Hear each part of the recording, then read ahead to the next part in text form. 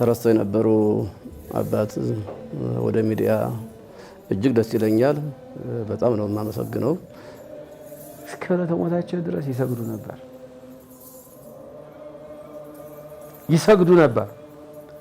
ይህን ታበራ ሄደው ሳይባርኩት ቤተክርስቲያን አይጀመርም። ሲጨረስም እሳቸው ሄደው ሳይባርኩት ታቦት አይገባም። እንደው እለት የታጠበ ጨርቅ ነው የሚመስል መጽሐፋቸው። መልኩ መልክ ነው፣ ሙያው ሙያ ነው። ለመጽሐፋቸው የሚሰጡ ክብር ለየት ያለና ደክመው እንትን ያሉበት ስለሆነ ጽፎ ነው የወጡ ራሳቸው ማለት ይችላል።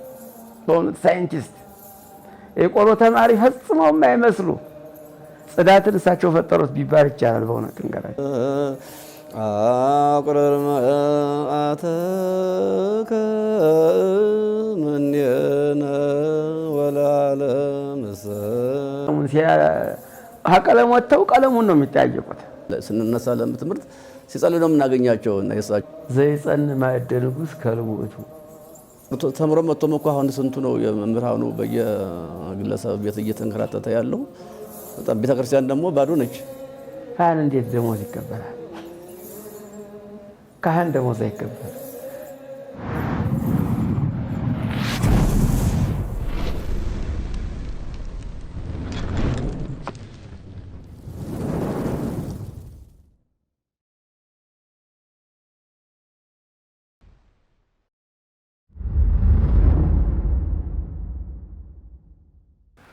እንደምን አላችሁ ውድ የሚዲያችን ተከታታዮች፣ ዛሬም እንደተለመደው አንድ ታላቅ ሊቅ ልዘክር ፕሮግራም አዘጋጅተን ይዘንላችሁ ቀርበናል። በዛሬው መርሃ ግብራችን ላይ የምንዘክራቸው ሊቅ ታላቅ የጸሎት አባት ናቸው።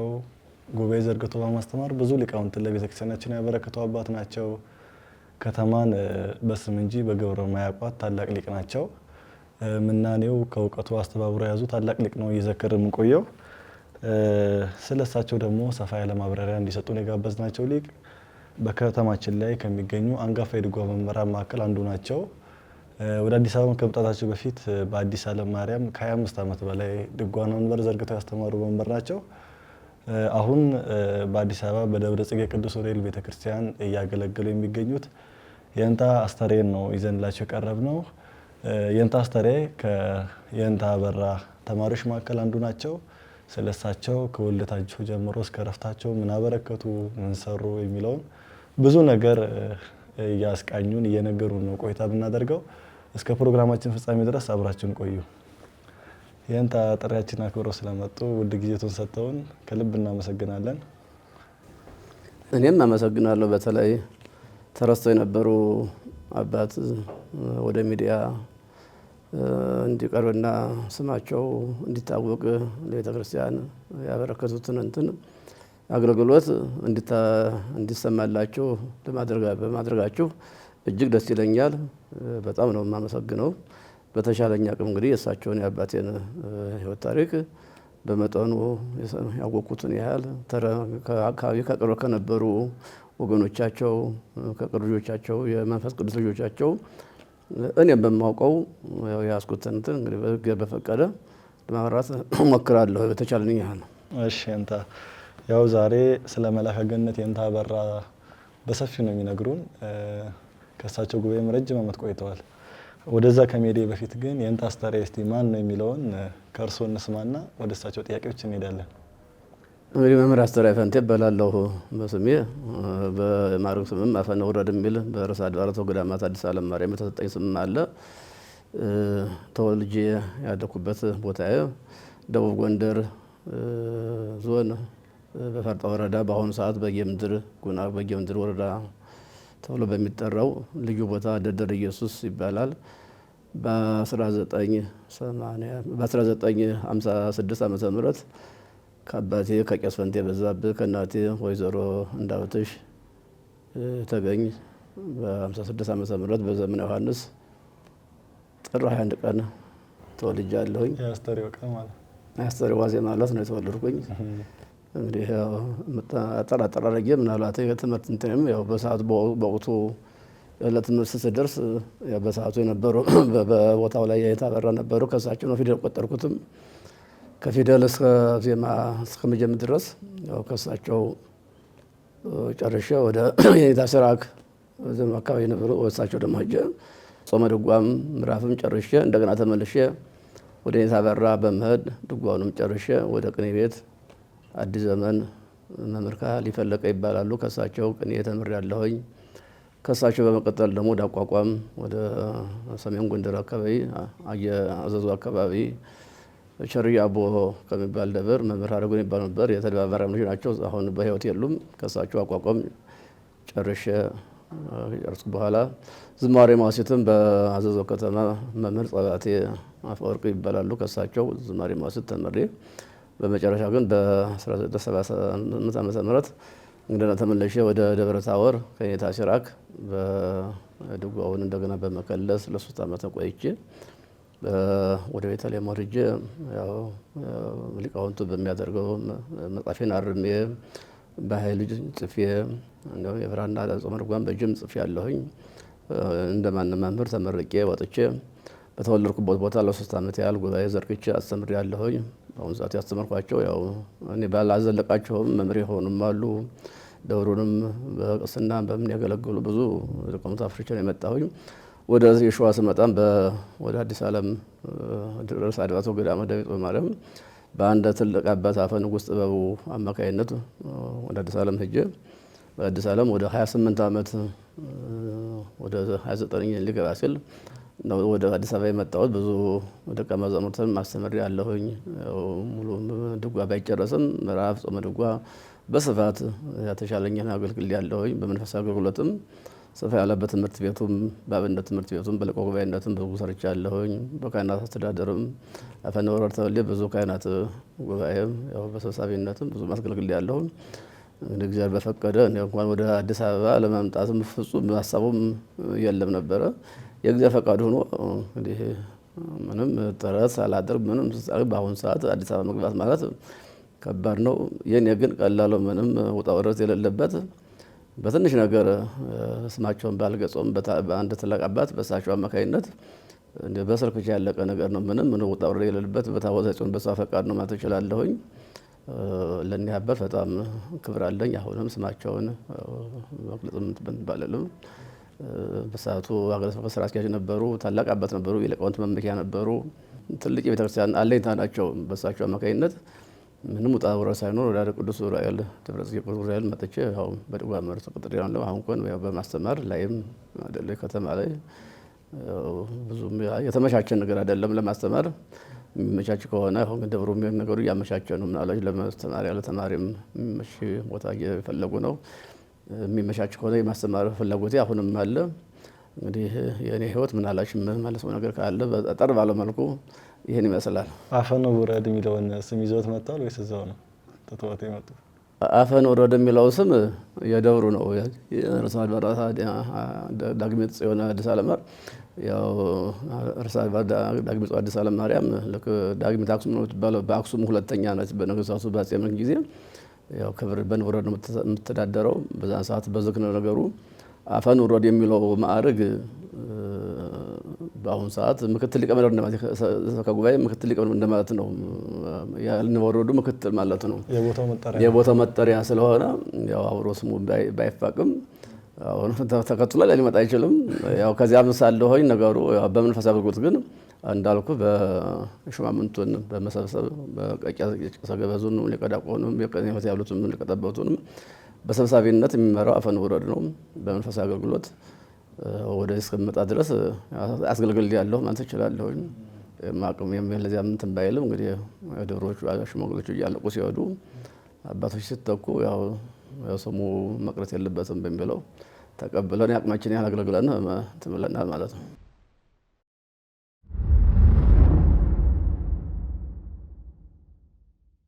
ያው የኔታ ዛሬ በመግቢያ ለምን እንደተናገርኩት ዛሬ የምናነሳው ስለ ታላቁ ሊቅ የኔታ አበራ ነውና መጀመሪያ ደግሞ እስቲ መነሻቸው የት ነው? የትውልድ ስፍራቸው የት ነው? እናትና አባታቸው እነማን ናቸው?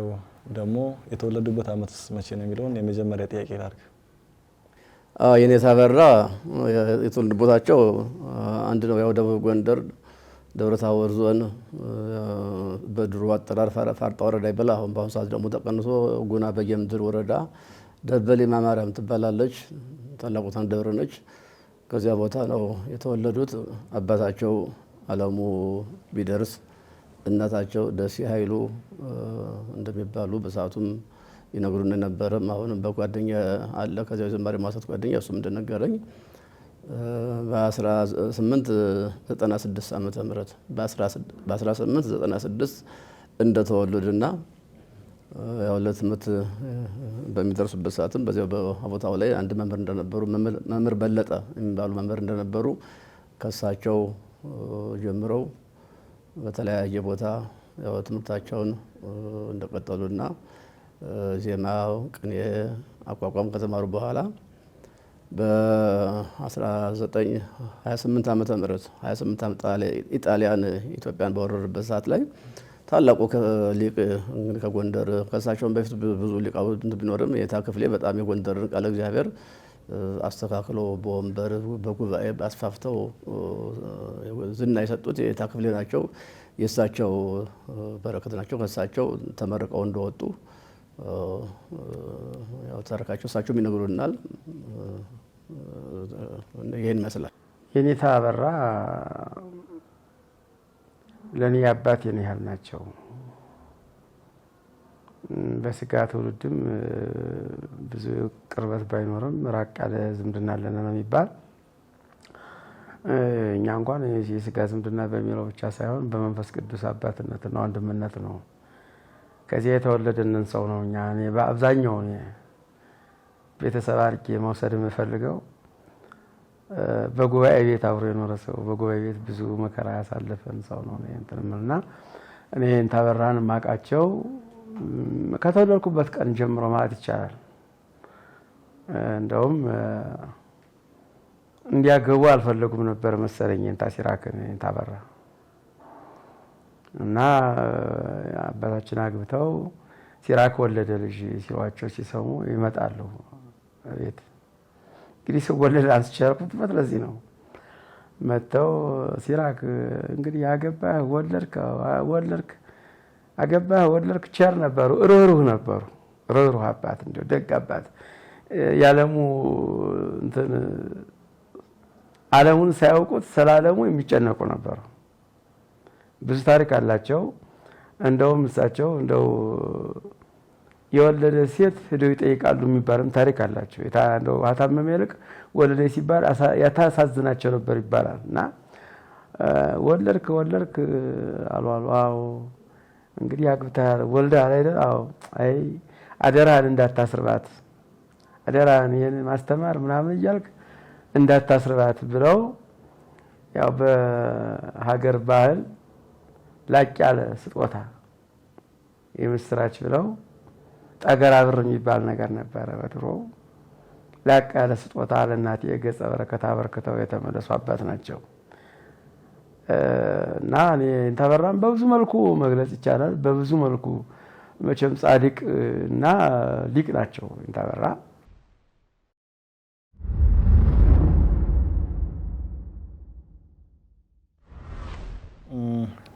የትምህርት ቤት ቆይታቸው ደግሞ ምን እንደሚመስል ከቁጥር ጀምሮ መቼስ ትልቅ መምህር ናቸው። ብዙ ጉባኤ ቤት እንዳደረሱ ግልጽ ነውና የት እንደተማሩ መምህራኖቻቸው ስነማን እንደሆኑ በመቀጠል እኔ መምህራኖቻቸው በአብዛኛው ቅድም እንደነገርኩት ያው ለመጀመሪያ መምህር በለጠ የሚባሉ ናቸው። ከዚያ ውስጥ ያሉትን ብዙም እንግዲህ ባንለውም አንኳር የሆኑት መምህራኖችን ነው የምንገልጸው። ያው ከየታ ክፍሌ አቋቋም ያው በምስክርነት አስመስከረው እንደወጡ በሳቸውም እንደሚነግሩና በሰዓቱ ተዘግቦ ያለ ታሪክ ነው።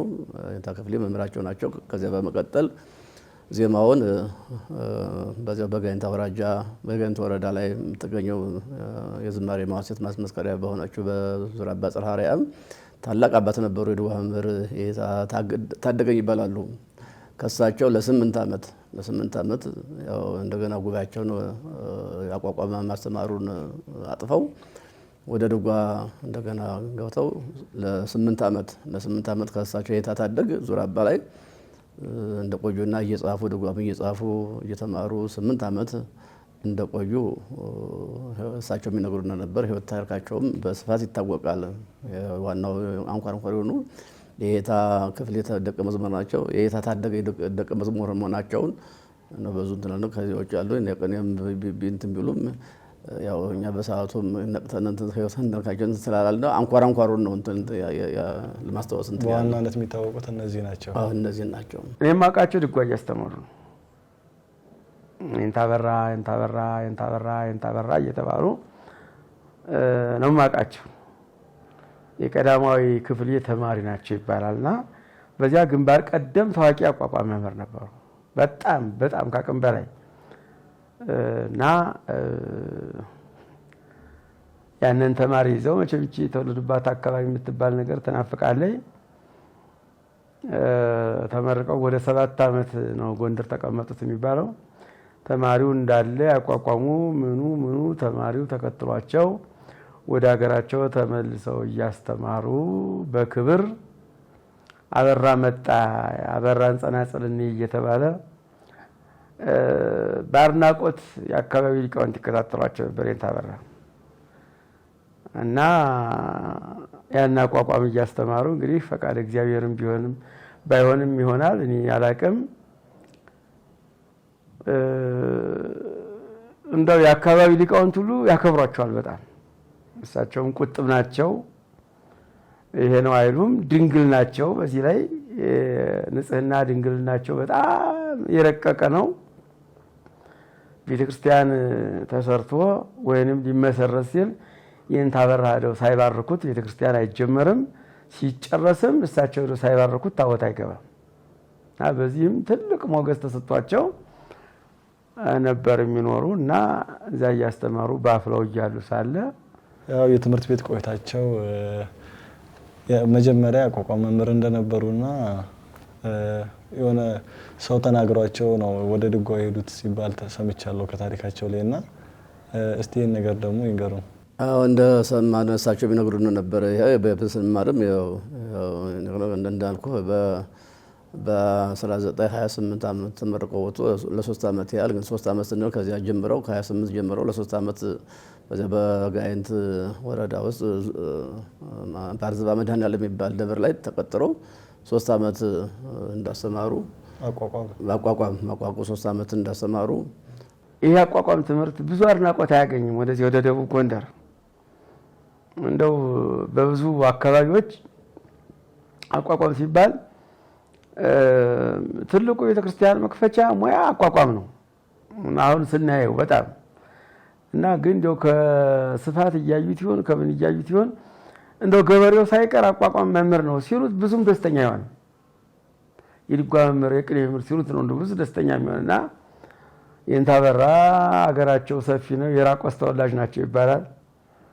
ራቆስ የሚባል ባለ ታሪክ ሰው አለ። የሱን ታሪክ እንኳን አሁን በዚህ ነገር ያልዘልቀውም የሱ ተወላጅ ናቸው። የፋርጣ ጋይንት መቀጣዋ የሚባለው ሀገር በሙሉ መቄት ሁሉ ትውልዳቸው ነው ይባላል። ያን ጊዜ ምድረ ርስት የሚባል ነበር እና አንድ ትልቅ ደብር የእናታቸው ሀገር ነው ይባላል።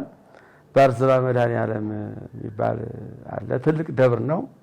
የመጋቢት መድኃኔዓለም ሊቃውንት ተሰብስበው አርያም ስርዓተ አርያም በሚገባ የሚቆምበት ሀገር ነውና ሊቃውንት ተጠራርተው ከሩቅም ከቅርብም ከዚያ በራ ሊቁ መልኩ መልክ ነው፣ ሙያው ሙያ ነው፣ ተደማጭነት አላቸው። ተነስተው እዚያ ሄደው ዋዜማ ቆመው ያጸናጽሉን ሲያወርዱት ሲሰቅሉት ሲሉ ብለው አበራ የፍታራሪያ ዓለሙ ልጅ መጣ ተብሎ አገሩ በክብር ተቀብሏቸው ዳስጥሎ ተማሪውን ምን ሲያስተናግድ አምሽቶ እሳቸው እዚህ ወደ ልጅ ሰላም ወደ ምን ነገር የማይጠረጠሩ ሰው ናቸው። ለግላቸው ማረሻ ተዘጋጅቶ በክብር ልክ እንደ ንጉስ ሲሆኑ አምሽተው ማህሌት ተገባ። ማህሌት ገብተው ያንን ጸናጽል እያሉ ስሉ ተማሪዎቻቸውን ይዘው እንግዲህ እሳቸው ስርዓተ በዓሉን በጸናጽል ሊዘልቁ ነው የፈለጉ። አቋቋም መምህር ናቸው። የተከተሏቸው የሚያቋቋም መምህራን ደቀ መዛሙርቱ ብዙ ነው። በዚያ እያሉ ሲሉ የሀገሩ ትንሽ ኃይለኛ ነው። የኔታ ጥጥር የምረቱ ዳሞት የምረቱ የሚባሉ በድጓ የታወቁ ምረቱ መጣ ከተባለ ሁሉ ነገር ይቆማል። እኔ ሊቅ ነኝ እኔ ምንድን ነኝ የለም። እኒያ ዳሞት የምረቱ ኃይለኛ ናቸው። ከተፍ ሲሉ ጊዜ መልክ ዝም ብሎ አገር የማያውቀው ተለምዶ የማይታወቅ ነገር የጸናጽል ዝም ብሎ ከፍ ዝቅ እያለ ሲያዩ እንዲህ ብለው ሲዋቸው ያቋቋም መምህር ነው ብለዋቸዋል። እና እንዲያው የሚያስቅ ነገር ነው። ልብ ብለው ሲዋቸው ፀሐይ ናቸው እንታበራ እንደው በነገራችን እንዲያው ይሄ ዘመን አይቷቸው ሆነ እላለሁ። መልካቸው ፀሐይ ነው የሚመስል ጽራታቸው ለብቻ ነው። ሳይንቲስት ናቸው እንታበራ በእውነት ሳይንቲስት የቆሎ ተማሪ ፈጽመው የማይመስሉ ጽዳትን እሳቸው ፈጠሩት ቢባል ይቻላል። በእውነት እንገራችሁ እንደው መቼም የልብሳቸው ጽዳት የሰውነታቸው ጽዳት እንዲህ ዝም ብሎ ወዶ ተገኘው ቦታ መቀመጥ እንዲህ ያተገኘው እንዲው በፍጹም የማይሞከሩ ሰው ናቸው። እዛ ገብተው ያ ክብር እንደተጠበቀ ይሆንና ያ ሰውዬ ይገቡና ከበሮ ወዲያ በእግር ገፈትርና በልኝ ደግሞ ምንድን ነው ይላም እንደው ቃልም አለው ይባላል። ያን እንኳን እንጃ መርገም አንፈልግም። ሸሳ በል ይባላል። ሸሳ አርያም ሊቆም ያው እንግዲህ ታውቁታላችሁ። አርያም ነው የሚቆሙና ሲሏቸው እሳቸው እንዴት እዚህ ያደርኩትን ማይሌት ሲያስፈቅዱኝም ምናምንም ብለው ለዚህ ያህል እንኳን የሚያጥፉ ነው አይደለም። እሳቸው እንደማኩረፍ አድርገው ተነስተው ማይሌቱን ተወጥተው ያው ወደ ጸሎቱ የሚያደላሉ። ጸሎቱን ሲጸልዩ ይውላሉ። ታቦት እስከሚታወር ድረስ ያንን ሲያረጉ ብለው ምናምን ተብሎ አርያም ይባላልም ተብሎ ያው ምርፋቅ ይባላል። ምርፋቅ ክብር አለው። ቢበላበትም ባይጠጣበትም የዛሬን ያርገውና ምርፋቅ ይባላል። ሊቃውንቱ ተገናኝተው ቀለም የሚጠያየቁበት እንደዚህ እንዳሆኑ ዝም ብሎ አርቲ ውርት አይደለም። ይሄ እንዴት ነው የጎንደሩ ባህል፣ የቤተልሔሙ ባህል፣ የዙራምባው ባህል እንዴት ነው ተባብሎ እዚያ ሲጠያየቁበት አንድ ዋንጫ ጠላ ይዘው በዚያ ነው ቀለሙን ቀለም ወጥተው ቀለሙን ነው የሚጠያየቁት። ኋላ ሲባል ዛምርፋቅ ሲገቡን ያ ዳሞት የምረቱ ሲያው እኛ ሰውዬ የሉ ሲያዩአቸው የሉ አላ እንግዲህ የምጸት ቃል ነው ነገሩ። ውስጥ ጭምካን ብዙም ሀብት ዳም የሚሆን በዚህ ነው ብለን እኛ የምንገምተው ያሊቅ የተደ ማለት ይችሉ ነበር። በእውነቱ ያሊቅ የተደ ወንድማችን የተደ ቢሉ ይቀና ነበር። ያ የመልኩ መምህር አለ ብለው ይጠይቃሉ። እንግዲህ እናንተ ማረቃቅ ትችላላችሁ። አንደኛ እንታበራ መልክ በቃ ተከተተ ነው መልካቸው ያማሩ ናቸው። ሁለተኛ መልክ እንግዲህ እዚህ የሚመረገደው መልኩ የዚያ ባለሙያ ናቸው። ሲያጣቀሱ ያ የመልኩ መምህር የተደ ብለው ይጠይቃሉ። አረሳቸው እኮ እንደዚህ ያለ ቦታ ይገኙ ምናምን ሲባል ተማሪ መቼም ተማሪ በርጋታ ካሪያስከው ተማሪ ክፉ ነው ያጣላል። መምህራኖቹን እንዲያሉ እያሉ የተረጋጋ መምህር የበሰለ መምህር ካልሆነ ተማሪ ያፋጃል፣ ክፉ ነው። ይሄዱና ለእንታበራ ይችን ሙሉ ቃላቸውን ይነግሯቸዋል ካደሩበት ቤት። የእንታምረቱ እኮ እንዲህ ብለዋል የመልኩ መምህር ጥሩት ብለዋል አሏቸው። ሊቅ መቼም መተርጎም ባህሪ ነው። ነው እኔ ያበራ በዚህ ተገብቼ ነው የድጓ መምህር ሳልሆን ቀርቼ አይደለ የመልክ መምህር ያለኝ ሰውዬ ይሉና የአባቶቻችን ውሳኔ ደስ ይላችኋል። የኛ የዛሬው ሲያወጣ ሲያወር ሲሰቅል ነው የሚሆን። ያንን ጉባኤውን እንደያዙ ዙራምባ ገብተው አደሩ ይባላል። ዙራምባ ድጓ ነበር። ይንታ ታደገ የሚባሉ አሉ። አሁንም ደጋግሜ አንስቼላችኋለሁ። መቼም እንግዲህ ታሪክ እየሳበው የማይደገመው ነገርም ይደገማል። ግን ቢደገም አይከፋም። እንደኔ አይከፋም፣ የሚከፋ አይመስለኝም። እዛ ገቡ። ደብሮቹ በክብር ተቀበሏቸው። ተወላጅነትም አላቸው እዚያ ዙራምባ። ከዚያ ገብተው ድጓቸውን ጀመሩ። ጾመ ድጓ ጀመሩ። ከጾመ ድጓ ጀምረው አበራ እንዲህ ያለ የተልከሰከሰ ነገር የዝምሮ ዝርክርክ ያለ ቀለም አይወዱም። ጥፍጥ ያለ ትምህርት ነው የሚወዱት። ጾመ ድጓን እዛው በደንብ አድርገው ተማሩ። ድጓውን በቃ እስከሚባለው ዙራምባ ተማሩ እያገለገሉ። አንደኛ ሀገራቸውን ውስጣችን የሚጋፋቸው የለም። ጸናጽሉን እንደተጠበቀ እያገለገሉ እንደውም አንዳንድ ቦታው አንዳንድ አባቋሮች እንደዚህ ሊሉ ሲሉ ብዙ ነገር ነው አቆም አንተስ የባነልሽ እኔስ የማነልሽ ብለው ተውት፣ ግድ የለም ወንድማችን አይደል ልጃችን ተብሎ ሲኖሩ በጸናጽል በሙያቸው ተከብረው በድንግልናቸው በንጽህናቸው ተከብረው ብዙ ለ7 ዓመታት ነው ለ8 ዓመታት ያህል ዙራምባ ተቀመጡ ይባላል። ድጓ እየተማሩ ያንን ስድቡን ለመመለስ ሲባል አቋቋሙን እንደገና አጥፈው ወደ ዙራምባ ወደ የኔታ ታደገኝ የሄዱበት ከ1931 ዓመት አካባቢ ጀምሮ እስከ 39 አካባቢ ያው ዙራምባ እንደነበሩ ነው እንትናቸው ስናሰላው የምናገረው። ከዚያ በኋላ ያው 8 ዓመት ከቆዩ በኋላ በዚያው ወደ ቤተልሔም ነው የወረዱት። ወደ ቤተልሔም ያ መምህር ከተናገራቸው በኋላ በነገራችን ላይ ለዚህ ያበቋቸውን ይንታ ምሕረቱ አንዳንድ መሰናከል ሲገጥመን እኛ ዝም ብለን ወዲያው ተስፋ እንቆርጥና እሱን ተመስሎ ብለን ተስፋ የምንቆርጥ ሰዎች አለን። ያ ጥጥር የምሕረቱ ያይዳሞት የምሕረቱ የሚባለው ሰው ይሄን ባይናገሯቸው ኑሮ የኔታ አበራ ምንም ሙያው ያው ቢሆንም በአቋቋም መምህርነት ብቻ ነበር የሚቀረው። የኔታ ጥጥር የምሕረቱ ናቸው ለዚህ ለድጓ ትምህርት ያበቋቸው ይባላል። እኛ ኃይለኛ ሰው ነበሩ። እኛ የኔታ ምሕረቱ የሚባሉት ዙራምባ ሄደው መዋሲት ሲመሩ 3ቱን አዝማች 9 አዝማች አደረጉት ይባላል።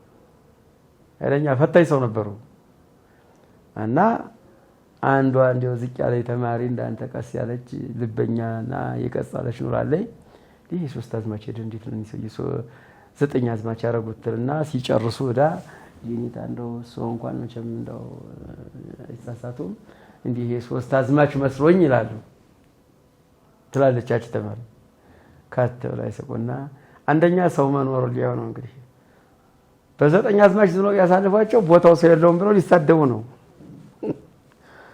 ከዚያች ልጅ ሲጠይቃቸው አይ ዙራምባን የሚያህል ደብር ገዳም በ3 አዝማች አልደፍርም ብዬ ነው እንጂ አዝማቹ 3 ነው፣ ለዚህ ነው 9 ያረኩት ብለዋል ይባላል። እና ኃይለኛ ሰው ነበሩ። የድሮ አባቶች እንዲህ እያሉ ሰውን ወደ ቀለም ይገፋፉ ነበረ፣ ወደ ጥሩ ነገር ይገፋፉ ነበርና አቋቋም ወንበሩን ጉባኤው አጥፎት ነው የሄዱት። አጥፈው ነው የሄዱ። ወደ ተራንትን አልሮቱም ተላዶም ያው እንደ ማስመስከሪያ ማለት ናቸው። የታታደገ ታላቅ አባት ነበሩ፣ የዙራምባ የነበሩት ከሳቸው ጉባኤ ነው ገቡት። ድጓም እየጻፉ ራሳቸው እየጻፉ ጾመጉን እየጻፉ ለ8 ዓመት ቆይታ ይሄን ነገር ነበር በሰዓቱም። ከዚያም በኋላ ወደ ቤተልሔም በዚያው አድርገው ነው የሄዱት።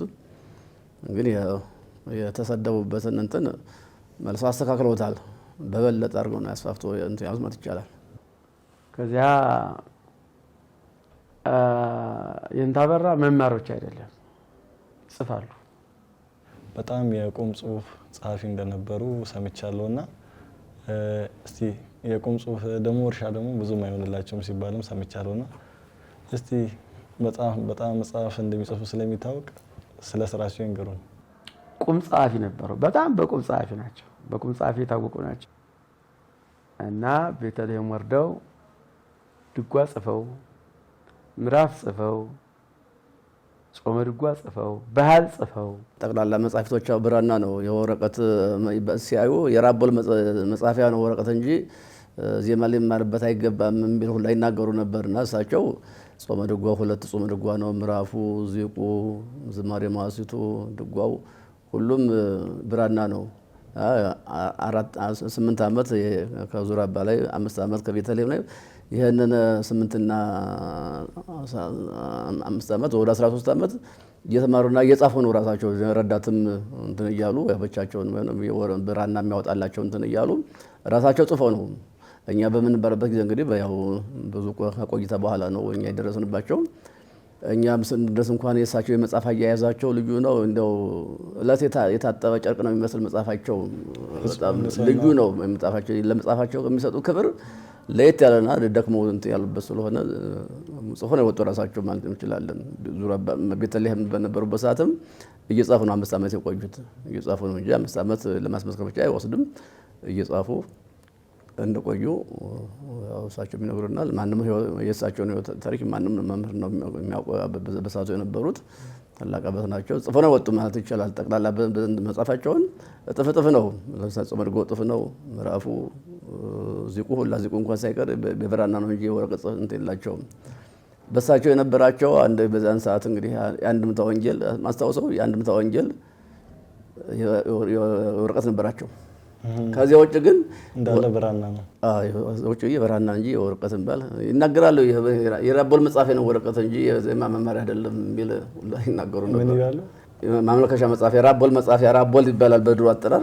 ማመልከቻ መጽሐፍ መልኩ ወደ መስሪያ ቤት የሚገባ ማመልከቻ መጽሐፊያ ነው ወረቀት እንጂ ዜማ ልንባርበት አይገባም። ቤተልሔምም በዛ በእነሱ ዘመን ወረቀት እንትን አይገባም ነበረ። እና በዚያ ሰዓት ተጠቅሞበታል። እሳቸው ጽፎ ነው ደክመው ነው መሰደባቸውንም በጣም ትልቅ እንትን ሆናቸው ማለት ይቻላል። እሺ እንታ እስቲ ወንበር ዘርግተው የት ታስተምሩ ያውቃሉ? መጀመሪያ ያቋቋም ይዘረጉታሉ። ከዛ ከተመለሱ በኋላ ከዚያ በኋላ እንዳለ የአገሩ ልጅ በሙሉ ዶ ከእንታ በራ ገባ። በጉና በጌምድር ወረዳ ውስጥ በመጀመሪያ ደንቋራ አቡነ ገብረ መንፈስ ቅዱስ የሚባል ደብር ላይ ስንት ዓመት እንደቆዩም ባላውቅም መጀመሪያ ሀዚያን የተከሩ። ከዚያ በመቀጠል ደግሞ አደደር ኢየሱስ የተወለድኩበት ቦታ ላይ ከኔ የተወለድኩት ወደ 6 ዓመት በላይ አስተምሯል። አደደር ላይ በመጨረሻ ላይ ሀገራቸው ደበሊማ ማርያም ነው። እስከ ህይወት መጨረሻ ድረስ ደበሊማ ማርያም ነው ብዙ ሊቃውንትን ያፈሩበት ሰፋ ያለ ጊዜ የሚኖርበትም ትውልድ ቦታቸው ስለሆነ እኒህ 3 ቦታዎች ግን አስተምረዋል። ደንቋራ አቡነ ገብረ መንፈስ ቅዱስ፣ አደደር ኢየሱስ፣ ደበሊማ ማርያም 3ቱ የእሳቸው ያስተማሩበት ቦታ ነው። ደበሊማ ማርያም ትባላለች። ከወደታች በረሃ ናት፣ ከወደ ላይ ደጋ ነው። ከመሃል ላይ ያለ ሀገር ናት። ጥሩ ሀገር ናት። መባለይቷ ጥሩ ነው፣ የሚመች ሀገር ነው። ጤፍ አብቃይ ናት፣ ሽምብራ ምናምን እንደዚህ አብቃይ ናት። ለተማሪ ምቹ ነው። ተማሪው ይሄ ጎንደሩ ተማሪ የእንታ በራ ድጓ አድርሰው ወጥተው እያስተማሩ ነው ሲባል የጎንደር ተማሪ እንዳለ ወደ የታቀና ወደ የእንታ በራ ቀና። ሁለት ነገር ነው ከዚህ ከመሃል ላይ ያለው። እንግዲህ አንድ የደከሙበት ያቋቋም ትምህርት ይወዱታል። ምንም ቢሆን በልጅነት የተማሩት ትምህርት ይወደዳል። ያም ድጓ በኋላ ቢመጣም የመጀመሪያው ናቸው አቋቋም ስለሆነ ለተማሪዎቻቸው ክብር ሰጥተው ማህሌት ሲቆም በስነ ስርዓት የጎንደሩ ቀለም ብጥር ብሎ ወደም ይባላል እና ወዴት እያደሉ ሆዱ ወደ ድጎ እያደሉ ወደ ድጎ ወንበር እያደሉ እና ወንበር እንግዲህ ወደ 6 ሰዓት ምናምን ነው የሚተክሩ። እስከዚያ ጸሎትና ስግደት አለ እና ያን ሲጨርሱ ያጨበጭባሉ። ተማሪው ረድ ሆኖ መቀመጥ አለበት። ልክ በሰዓት የሚገናኝ ነው የሚመስል እና ዛፏ ጥላለች እንዲህ ስትል ሄደው ቁጭ ይላሉ። የሆኑ ማቴሪያሎች ጉብ አድርጎ የሚያስቀምጥ ነገር ከፍ ተደርገው ተሰርተው እዛ ላይ አጎዛው ተነባብሮ ተደርጎ ከዚያ ላይ የድብዳብ ይባላል ጨርቅ የሚሰፋ ድብዳብ ያ ተደርጎ ከዚያ ላይ የሆነች አጎዛ ንጹህ አጎዛ ተደርጋ እዛች ላይ ቁጭ ነው የሚያስተምሩ። ይሄ ተረኛው ተማሪ ይሄን የሚማርበት በሌሊት ዋቀርቶ ያከፈክፋል። በጣም የሚገርማችሁ አሁን ሳስበው እንደው ቅድሚያ ተሸላሚ ነበሩ በእውነት በዘመኑ ቢሆን ይህንን ተርከፍክፎ ተጠርጎ መጻሕፍቱ የሚዘረጉ እዚያ ላይ ነው እንጂ ሙሐዋራ ላይ ሄዱ አይዘረጋም። እና የኔታ በራ የጎንደር ተማሪ በሙሉ እንግዲህ እነንታ ሃይማኖተ ወንጌል ይባሉ በኤርትራ ነበሩ ጓደኞቻቸው ይባላል። እና አቡነ ዮሐንስ እንደውም ለዚህ ለጵጵስና ጠቁሟቸው ሁሉ እንዲመጡ እምቢ ብለው የቀሩ አባት ናቸው። እና የኔታ በራ ታሪክ ሰፋ ያለ ነው በእውነቱ። ይሄ ይቀርህ የማይባሉ ሊቃውንቶች ሲያስተምሩ አውቃለሁ። እኔም 1 ዓመት ከምናምን ተቀምጫለሁ። ከእርሶ ጋርስ መቼ ነው የተገናኙት? እኔ ከሳቸው የተማርኩ ማለት እንግዲህ የተወለድኩበት በ1956 ነው ብያለሁ። መጀመሪያ በህፃነት ነው ጀመርኩኝ እንግዲህ በ60 ላይ ማት ይችላል በ60 ዓመተ ምህረት አካባቢ ነው። እንደውም አደደር የሚመጡም በታሪካቸው ዘንኩ በ60 ዓመተ ምህረት ነው አደደር ላይ ከኛ ላይ መጥተው የተቀጠሩ ከ60 እስከ 66 ድረስ እኛ ነበሩ። ከዚያ ከፊደል ጀመርኩ እሳቸው ነው ከ60 እስከ 66 ዓመተ ምህረት ድረስ ያው ከፊደል ጀምሬ ያው ንባብን ዳዊትን ደግሜ ቃል ትምህርት የጾመል ጓለ ጀምር ስል ወደ ሀገራቸው ሄዱ። ወደ ደበልማ ሄዱ። ወደዚያ ሲሄዱ ከአንድ ጓደኛ ጋር ወደ ኢንታሲራክ ወደ ዞና እንርትባ ብለን የጀንግና ህፃን ነበርኩኝ እኔ ብቻዬን መሄድም አልችልም። ያው ወደ ለምን መብራቱም ከባድ ስለሚሆን አንድ ጓደኛ ከነ ዞና ከኢንታሲራክ ጓደኛ ናቸው። ኢንታበራና ኢንታሲራክ በትምህርት አንድ ባይሆንም በቤተልሔም አብረው ነው ወጡ። በቤተልሔም ላይ ሲያስመሰክሩ ያው ማን ፊት ሲወጣና መውጣቱን እንጃ በእንትን በእንደለም አብረው እንደነበሩ ይነግሩናል። ጓደኛሞች ናቸው። እድሜያቸው ስለሆነ የታበራ ይበልጣሉ።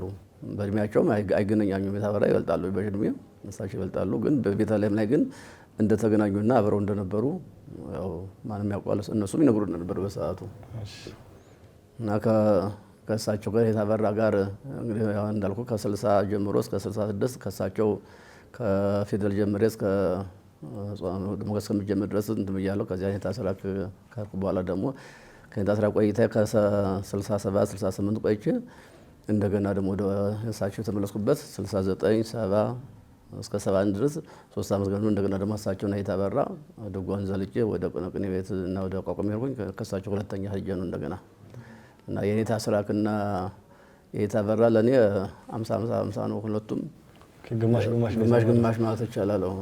መምህሮቼ ሁለቱም ናቸው። ሌላ መምህር አላውቅም። በዜማ ሁለቱም መምህራኖቼ እኩል ነው የምሰጣቸው ለኔ። የመጀመሪያው ግን የታበራ ናቸው። ምን ያህል ዓመት አስተማሩ ግን የታበራ እንግዲህ አሁን በዙራ የወጡበት ወደ ማነው ቤተልሔም የወጡበት በ42 እና 43 አካባቢ የሚል ነው ድጎም።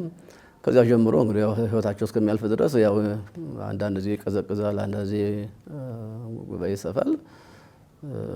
ያው እስከ ዕለተ ሞታቸው ድረስ ያው እስከ ያረፉበት በ91 ዓመተ ምህረት ያለፉ እስከዚያ እስከ መጨረሻ አካባቢ እንኳን የተወሰነ ዳዊት እንኳን እያስተማሩ ነው እንትን ያሉ ጉባኤው ትላልቅ ጾም ጓና ድጓም የሚማር ቢጠፋ እስከ መጨረሻ አካባቢ ሲደክሙ ልጆችን እንኳን እያስቆጠሩና እንትን እያሉ እንትን ሳይሉ ሳያጥፍ ነው እንትን ያሉ። ግን በሚያጥፍባቸው ወይ ጉባኤው በሚያጥርባቸው ሰዓት በጣም ነው የሚናደዱ ነበር። ብዙ እንደውም በዘመኑ የነበረው ነገር እንግዲህ ድሮ በእነሱ ጊዜ ትምህርት ሲባል የቤተ ክርስቲያን ትምህርት እንጂ የዘመናዊ ትምህርት የለም ነበር። የዘመናዊ ትምህርት በቤተ መንግስት ቢሆን የሚያገለግለው የወጣ እንጂ ዘመናዊ ስላልገባ አሁን ብዙ ወደ እየገባው ሲመጣ የሀብታም ልጁም ወደዚህ ወደ አስኮላ የሚባል ትምህርት ወደዚያ ሲሄድ የመቀነስ ያሳሳይባቸው በጣም ያዝኖ ነበረ። ኃይለ ሥላሴ ነፍስን አይማረው እስከ ማለት ይደርሱ ነበር። በጣም ከበሽጥሽ ተነሳ ጉባኤያቸውን እንደው ሲያጥፍባቸውና ሲያንስባቸው ይበሳጩ ነበር። እና እንግዲህ ከ42 እና 43 ጀምሮ እስከ ዕለተ ሞታቸው እስከ 91 ዓመተ ምህረት ድረስ ያው እኛ የነበርንበት በወስከ ሰበብ ባለው ነው። ከዚያም በኋላ ድጓ ሲያስተምሩ ቆይተዋል። ድጓቸው በእጅ እንዲህ ተነክቶ አይታወቅም። እጅ አይነካውም። ከእሳቸው እጅ በስተቀር ሌላ ሰው እጅ አይነካውም። መጽሐፋቸው ነው የታበራ። እሳቸው ናቸው አዘጋጅተው ይሰጡሃል። የሊቅነታቸው መጨረሻ ነው የምስክር አድርጌ እንትን የምለው ሶስቱን ህዳግ ተምረህ መገልበጫው ላይ ጫፉ ላይ ስትደርስ ከዚያ ላይ መድረስ ከኔ አውቀው እሱን አጥረው መልስ መጽሐፉ እንዳትገለብጠው ወስደህ ነው የምታስገለብጥ አቅርበህ እሱን አጥረው ነው የሚለው። ከኢንታበራ ፊት ድጓ መከለስ ሶስተኛ ዘለኩት አራተኛ ዘለኩት የሚባል ነገር አይሰራም። እዛው ቀጥቅጠህ እየቀጠቀጥክ በሶስተኛው ቀን እየደገምኩ እየተማርከው እስከ መቀጸል ደርሰህ ትማራለህ። ቤተልሔም ነው እኔ አንዴ ወሬ ሲያበዛ ነው እንጂ ከየትኛው መምህር ጋር አብሮ ውሎ ነው ወይንስ የትኛው ጉባኤ ገብቶ ነው እንደዚህ አባቱ ነው ሲትኮሰኮስ የቆየ ባይሉኝ ድጓ እንዳበራ በጥንቃቄ የሚያውቅ አንዲት ነጥቧ ያለችባትን እንዲህ ብሎ ጆሮአቸውን ሲያደምጡ ይቆዩና ከዚህ ላይ ነጥብ የለም ይዘት የለም እንዴ ደረት የለውም እንዴ ይላሉ። አራለው የኔታ ያልናቸው እንዴ ታዲያ ልትፈትነኝ ነው አሁን ይሄን ያህል ገበሬዎቹ እያስተማሩ እያረሱ የሚያስተምሩት አባቶች ይሄን ያህል ብዙ ግንዛቤው እንትን ይሄን ያህል ድረስ ጨረት እንደው ብዙ ጎላ ምልክት ካልሆነ ይሄን ያህል አይጨነቁም። ይሄን ታበራ ግን ለምን የዝምባር የምታህል ነጥብ አትኖራትም? ከላይ የሚቆም ከሆነ ከላይ መቆም አለበት። ደረቱን፣ ድፋቱን፣ ይዘቱን፣ ሂደቱን፣ ጭረቱን፣ እርክርኩን ጠብቀው የሚያስተምሩ መምህራን ያየን ታላላ በጣም በዚህ ተሰጥኦ ያላቸውና ትልቅ አባት ነበሩ። ሰፊ ነው እንግዲህ ከ50 ዓመት በላይ ካቋቋሙም ተደምሮ እስከ 50 ዓመት በላይ እንዳስተምሩና ሰፊ ጊዜ እንዳገለግሉ ቤተክርስቲያን ሰፊ እንዳወጡ ነው ምን ነገርላቸው። መቼስ የንታ 50 ዓመት በጣም ብዙ ነውና ብዙ መምህራን እንደሚያወጡ መገመት አይከብደኝምና እስቲ ለአብነት ያህል የተወሰኑትን ነው እንግዲህ አሁን ለአብነት ያህል ከሳቸው ወጡት ዳኛ ከሳቸው የሚመጣ ከኤርትራ፣ ከአስመራ፣ ከትግራይ፣ ከሸዋ ለአብነት አሁን ከአስመራ የነበሩ እንኳን በህይወት አይኖር ይመስለኛል ሃይማኖት ወንጌል የሚባሉ ታላቅ የድጓ መምህር ሃይማኖት ወንጌል የሚባሉ አስመራ ከተማ ላይ ጎንደር ላይ ደንቢያ ተክተው ነበር አሉ። ከሀገራቸው ገብተው አስመራ ገብተው ብዙ ሊቃውንት ያፈሩ የሃይማኖት ወንጌል የሚባሉ የእሳቸው ደቀ መዛሙርቶች ከቤተልሔም እንደወጡ አብረው ተከትለው ከእሳቸው የመጀመሪያ ተመራቸው እሳቸው ተመሩ ቤተልሔም ያስመስክረው ሄዱ። ሃይማኖት ወንጌል በሸዋ ደግሞ እነ ወይንታ ጓጽፍ የሚባሉ የጠቅላይ ቤተ ክህነት ስራ አስኪያጅ ነበሩ። ባለፈው ድጓ በእሳቸው ታትሞ የነበረው እነ ጓጽፍ የመጀመሪያ ተመሮቻቸው ናቸውና ብዙ መቁጠር እንችላለን። አሁን ወልዲያ ሁላ እነይታ ከነፈርግ እነይታ ማዛ የሚባሉ አሉ። በደብረ ጎንደር ላይ በዚያው ገጠሩ ላይ እነይታ ወልዴ እነይታ ይተባረክ የሚባሉ እና የንታ በራ የሚነገር ታሪክ አይደለም። ብዙ ልጅም አውጥተዋል፣ ብዙ መምህራንም አውጥተዋል። እንደው እኔ እንኳን ማቃቸው ከዚህ ያለው እንዳልቃ ነገርኳችሁ የተወው የሚባለው ልጃቸው ተጠያቂ ልጅ ነበረ። ይትባረክ የሚባል መሀል ፋርጥ አለ። ክንፌ የሚባል ደቡብ ወሎ አለ። የንታ ጓጽባ የሚባሉ ትልቅ ሊቅ ይሄ ድጓው የምነግራችሁ እንግዲህ ድጓው በእጃቸው የጻፉት ድጓ ነው። በቀይ ተቀውቶ የወጣው ድጓ ጓጽባ ይላል። ይህን ተበራሽ ነበሩ አሉ ልጆቻቸው እኮ አዲስ አበባ አሁን ለምሳሌ መርጊታ አስተራይ እዚህ አለ። እዚህ ቅድስት ሥላሴ ያለ ልጃቸው እንደውም ወንድማቸው ልጅ ነው። እንደው እንደ ማፊ ያለው ያግባሽ ከብት ያለው ተብሎ ነው እንጂ ከኔ ይልቅ ይሄን ድጓ ያነሳል ተብሎ ድጓ በቃሉ ሲያስተምሩት የነበረ ወንድማችን አለ። አሁን እዚህ ቅድስት ሥላሴ መቼም አዲስ አበባ ሁሉም ምንድነው የሚሉት እናቶቻችን የመኸር ወፍጮ ሁሉም ጓጓጓጓ ነው አለ። እዚህ አዲስ አበባ መርጌታ ተባለ መርጌታ ነው። እዚያ በኋላ እገሌ የኛው ቃል እገሌ ምናምን የሚባል ነገር የለም እንጂ ሊቅ የሆነ ሰው የጠየቁትን ሁሉ የሚመልስ እዚህ ቅድስት ሥላሴ አለ።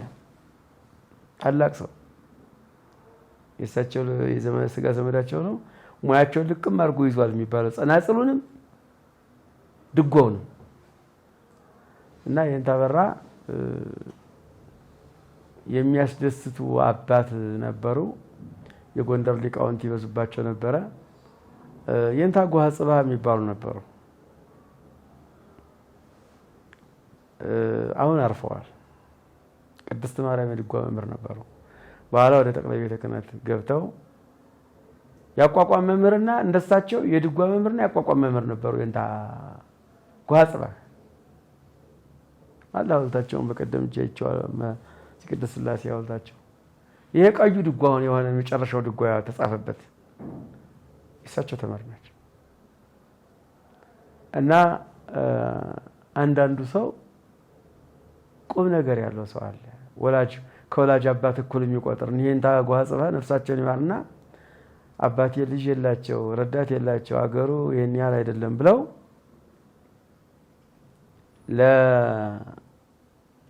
ቀደም ለወላጆቻቸው በኋላ ለእህት ወንድሞቻቸው ሁሉ አስተዋውቀዋቸው የንታ ጓጽባ እህት ወንድሞች አንዳንድ ነገር በመግዛት በመላክ ይተባበሯቸው ነበር። እኔ አባትህ ደህና ናቸው ወይ እያሉ አንድ ጊዜ እንዲያውም የሆነ ትንሽ እርዳታ ገንዘብ ነገር ብርድ ልብስ ነገር ምናምን ሲልኩላቸው እንዘ ወልደ የኩነኒ አበ ልጅ አባት ሆንከኝ የሚል ጽሑፍ ሁሉ ጽፈውላቸው ነበር። እንዘ ወልደ የኩነኒ አበ የኔታ አበራ በታሪካችን ላይ ከሚነገር አንድ ነገር ብነግራችሁ በጣም ይገርማችኋል። በዛች በቆየሁባት ቆይታ ጊዜ እገሌ የኔ ተማሪ ነው አይሉ ስለ አንድ ሰው ተነስቶ ሲወራ የኛ ወንድም ነው እንጂ የኔ ተማሪ ነው የሚባል አፋቸው ገብቶ ያውቃል። እና የኔታ አበራ የሚገለጹበት ነገር በጻድቅነቱ፣ በስግደቱ፣ በጸሎቱ፣ በአመጋገቡ ዘይቤ በጣም በብዙ መልኩ ቤተክርስቲያናችን የጽድቅ ስራ ብለው ከተጻፈው በእውነቱ 99% ለቤተክርስቲያን ውለታና የቤተክርስቲያን ሕግ አጽንተው ያለፉ አባት ናቸው ማለት ይቻላል። በጣም ሰፊ እንትን አላቸው። ግን በአብዛኛው ግን እሳቸው ከሸዋ ከትግራይ ከአስመራ ይበልጣል እንትናቸው። ለዚህም የእሳቸው እንትን በተለይ ከውጭ ከሩቅ ለመጣ ቅድሚያ ይሰጣሉ። ያላቸው እንትን 44 ወንዝ ተሻግሮ የመጣን እንትን ደቀ መዝሙር በአግባቡ ማስተናገድ ያስፈልጋል ብሎ በግልጽ ይናገራሉ። እንደውም አንድ ወልድ የሚባል የድጓ መምህር ነበረ። የዚህ አካባቢ ተወላጅ ነው። እሳቸው ዘመዳቸው ነው። አንዳንድ ሲናገራቸው ያደሉብናል ምናምን እያለ ሲናገራቸው እንዴ እነሱ እኮ 44 ወንዝ ተሻግሮ የመጡ ናቸው። እነሱን በአግባቡ አስተናግዶ በሁሉም እንደው ማለት ይችላል በማስተማር ብቻ በሁሉም እንደ አንዳንድ ድርጅት ሰላምም በሚሆኑ ለነሱ ቅድሚያ ያሰጧቸው እያሉ ከውጭ ከሩቅ ለመጣ በጣም ሰፊ እንትን አላቸው። እንደ አካባቢው የተዳለ ቅርበናህ አንተ ወገን ይረዳል ቅርበናቸው በስፋት የሚመጡ ከሳቸው ከሸዋ እንዳልኩት ከትግራይ ከአስመራ ብዙ ደቀ መዛሙርት አንድ ወቅት እዚህ በፋርጣና በጋይንት ሊቃውንት ይወዛሉ። መቱን ነው የሚሆኑትና ከየንታ ሲራክ የሆኑ ሰዎች ገቡና እንደው ሊቃውንቱም እንዲሰሙት ብዬ ነው እንጂ ዲሳል ደግሞ አልቀርም። ሁለት የተክሊል መምህራን በጣም እንቁ የሆኑ ከጎጃም 5 ደቀ መዛሙርት አስከትለው ከየንታ ሲራክ ጉባኤ ይገባሉ። ከዚያ ወንበርም ጠበበ አገሩም ጠበበና ወደ የኔታ አበራ እንዲሄዱ ተመካከሩና እነዚያም ሰዎች አልቻሉም። ወደ የኔታ አበራ እንዲሄዱ ተደረገ። ከዚያ የኔታ አበራ መጡ። የት ነው የመጣችሁ ከሱ ሲሏቸው ደብዳቤ ጽፈውልን ብለው ሲሏቸው ጊዜ ኧረ በፍጹም አላስተምርም ከሱ የመጣውን ተማሪ አሉና የቁም ነገራቸው በዛት በአርባ ጾም መጥተው እንዲያው ጉባኤው ተነቅሎ ሲመጣ እንዲያው አንተን ወንድሜን እንዲያው እንዴት ብለህ የሁሉ ሰው ሲመጣ ብዬ ነው የመጣው አሉና አረ የኔታ ይኸው ሞልቷል ከሆነልኝ መቼም የማልጠፋ ብለው ነው ይኩነኝ ስድርኳቸው ጽፌለውት እንዲህ አለኝ። እንግዲህ ኪታር የለም ያን ጊዜ ፊርማ የሚባል ነገር የለም። ለክቡር አባቴ ነው ሌላ ነገር የለም። ጽፌለውታለሁ እኮ ሲሏቸው አረ እኔማ እንዲሁ እጅ ሳለ እሱ ጋር ሳልመካከር አይሆንም ብዬ ነው ብለው መተው አድረው ልጅ ወዳሉ የኔታ አበራ ልጅ እንደው ስላልወለዱ ነው መሰለኝ እንደው ልጅ ወልጃለሁ ካልካቸው እንደው ሳት ዘለው ይሆን ይጠይቃሉ። እንደው የህፃናት ፍቅር አላቸው። እንደውም አንድ ጊዜ እንደ የኔታ አበራ እንደው እንግዲህ እኮ የቀሩ ነው የኔታ ሲራክና እናስ ሆነውት ብሎ ሲሏቸው አይ እኔና ሲራክን ደግሞ እኩል ታረጋለህ ዜናንም ያህል ልጅ የወለደ ሰውና እኔ አንድ ደረቅ ግንድ እንደ ሰው ታይኛለህ እኔ ምን ሰው ነኝ ብሎ አሉ ይባላል። እና ሁልጊዜ እኔ ሲነደኝ እንደው ሳዝን እኖራለሁ። ይህ ሰው ባለመውለዳቸው ይጸጸቱ ኑሯል እንዲህ እያልኩኝ ይህን ከሰማሁ ወዲህ በጣም አዝናለሁ። አዲስ አበባም ከሄድኩ እጅ ጠይቄያቸዋለሁ እና ሳላለመውለዳቸው በጣም ያዝኑ ነበር። እና እኒያ ተማሪዎች ምላችሁ የተክለ አቋቋም መምህራኖች ናቸው። ጎጃም ልጆች ናቸው። ጠቅላይ ቤተ ክህነት ነበሩ። በጣም ባለሙያዎች እንቁ በየነና ጽጌ ይባላሉ። አሁን ችግር መጣ እዚህ ላይ እንግዲህ እነዚህ ተክሊል መምህራኖች ናቸው። የኔታ አበራ ጎንደር አቋቋም ነው እንጂ ይሄን ተክሊል የሚባል በጀሯቸው መስማት በአይናቸው ማየት ቀርቶ በጀሯቸው መስማት አይፈልጉም። ያው ነው እዚህ ጎንደር ገብቶ የወጣ ተማሪ ሌላ ቀለም ከጎንደር ቀለም ውጭ ሌላ ነገር አይወድም እና እሳቸው አሁን የኔታ ሲራክም ደፈር አሏቸውና በጣም ነው የሚያከብሯቸው። የኔታ ሲራክ ራሱ ሁለት ብለው ነው እንጂ እንዲህ ቀና ብለው መምህራኑ የፋርጣ የጋይንት መምህራን የኔታ በራን ተንበርክኮ ነው እንጂ እንዲህ ቀና ብለው የሚያየለም እንዲህ የኔታ ይሏቸዋል። አቤት እንደው እንግዲህ ተክሊዎች ናቸው እንዲዘሙ ፈቀዱላቸው ይሏቸዋል። ሲሏቸው በተክሊው አሉ። አዎ እንዲህ ይዝሙሙ ግደልዎትም እንደው ምን ችግር አለ ብለው ነው እንደው እግዚአብሔር ቃል እኮ ነው እንደው እግዚአብሔር ማክበር ነው ሲሏቸው ይሄ ሲራክ እንግዲህ አንተ ካልክ ምን አደርጋለሁ እንጂ እንደው ተክሊስ ነውር ነበር እንደው ግደል እንግዲህ አንተ ካልክ እሺ ይሉና በአርባ ጾም ቆመው ግራና ቀኝ ሆነው በዚህና እዚህ እሳቸውን መካከል አድርገው እቺው ተቃውሞ ንግስት የምትባላለች ያችን ዘማው ሲያሸበሽዋት እንደው ሲያቆላምጡ አሰቡ። የኔታ በራ እንዲህ ብሎ ያኛውን ሲያው ሌላ የኛውን ሌላ ዞርሎ ሲያቸው ሌላ እንደሆነባቸው ይሄ ተክል የሚባል አቋቋም እዚህ ላይ ነፍስ ሰርቶበታል ነው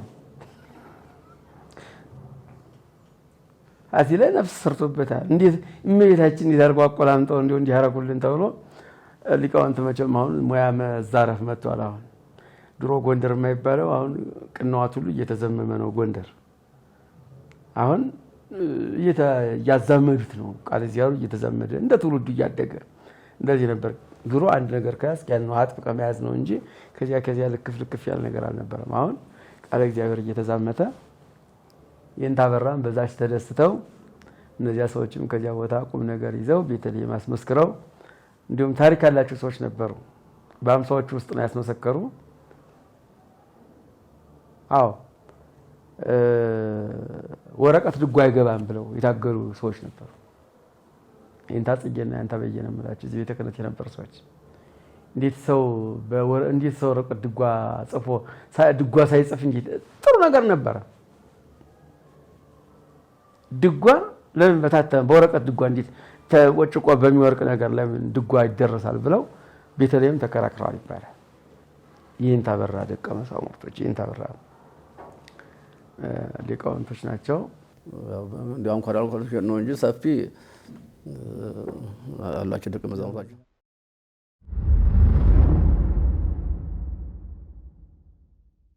የተወሰኑ ጥያቄዎች ቀርቶኛል። ወደዛ ከማለፌ በፊት ግን እስቲ አንድ ቃለ እግዚአብሔር ያዜሙልና ወደ እነዛ ጥያቄዎች እንሄዳለን።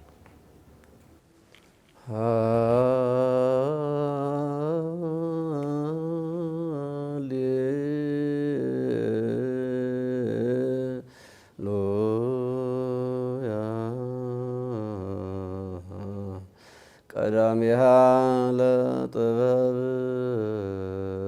ፈሪሃ እግዚአብሔር ምክር ሰናይት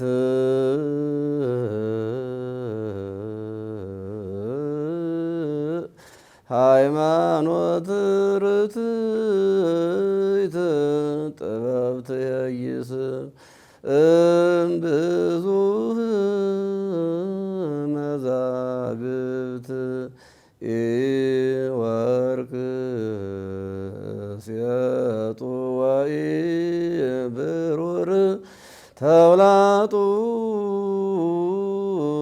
ጥበብ ትየይስ እምብዙህ መዛግብት ክቡራት ዕንቁ መሰረታ አልቦ ዘይመስላ ለጥበብ ጥበብ ትየይስ እምብዙህ መዛግብት አሌለክሙ ክቡራነ ምድር አመ ትበጽሑ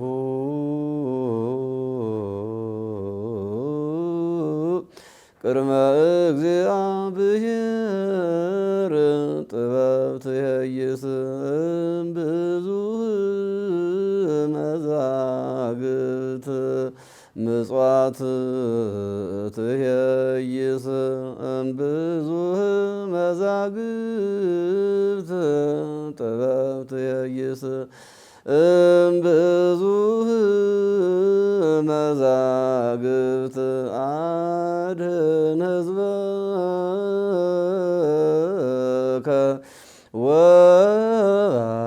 ወባርክ ርስተከ በውእቱ ወልድከ ፍቁርከ ዘዮሐንስ አጥምቁ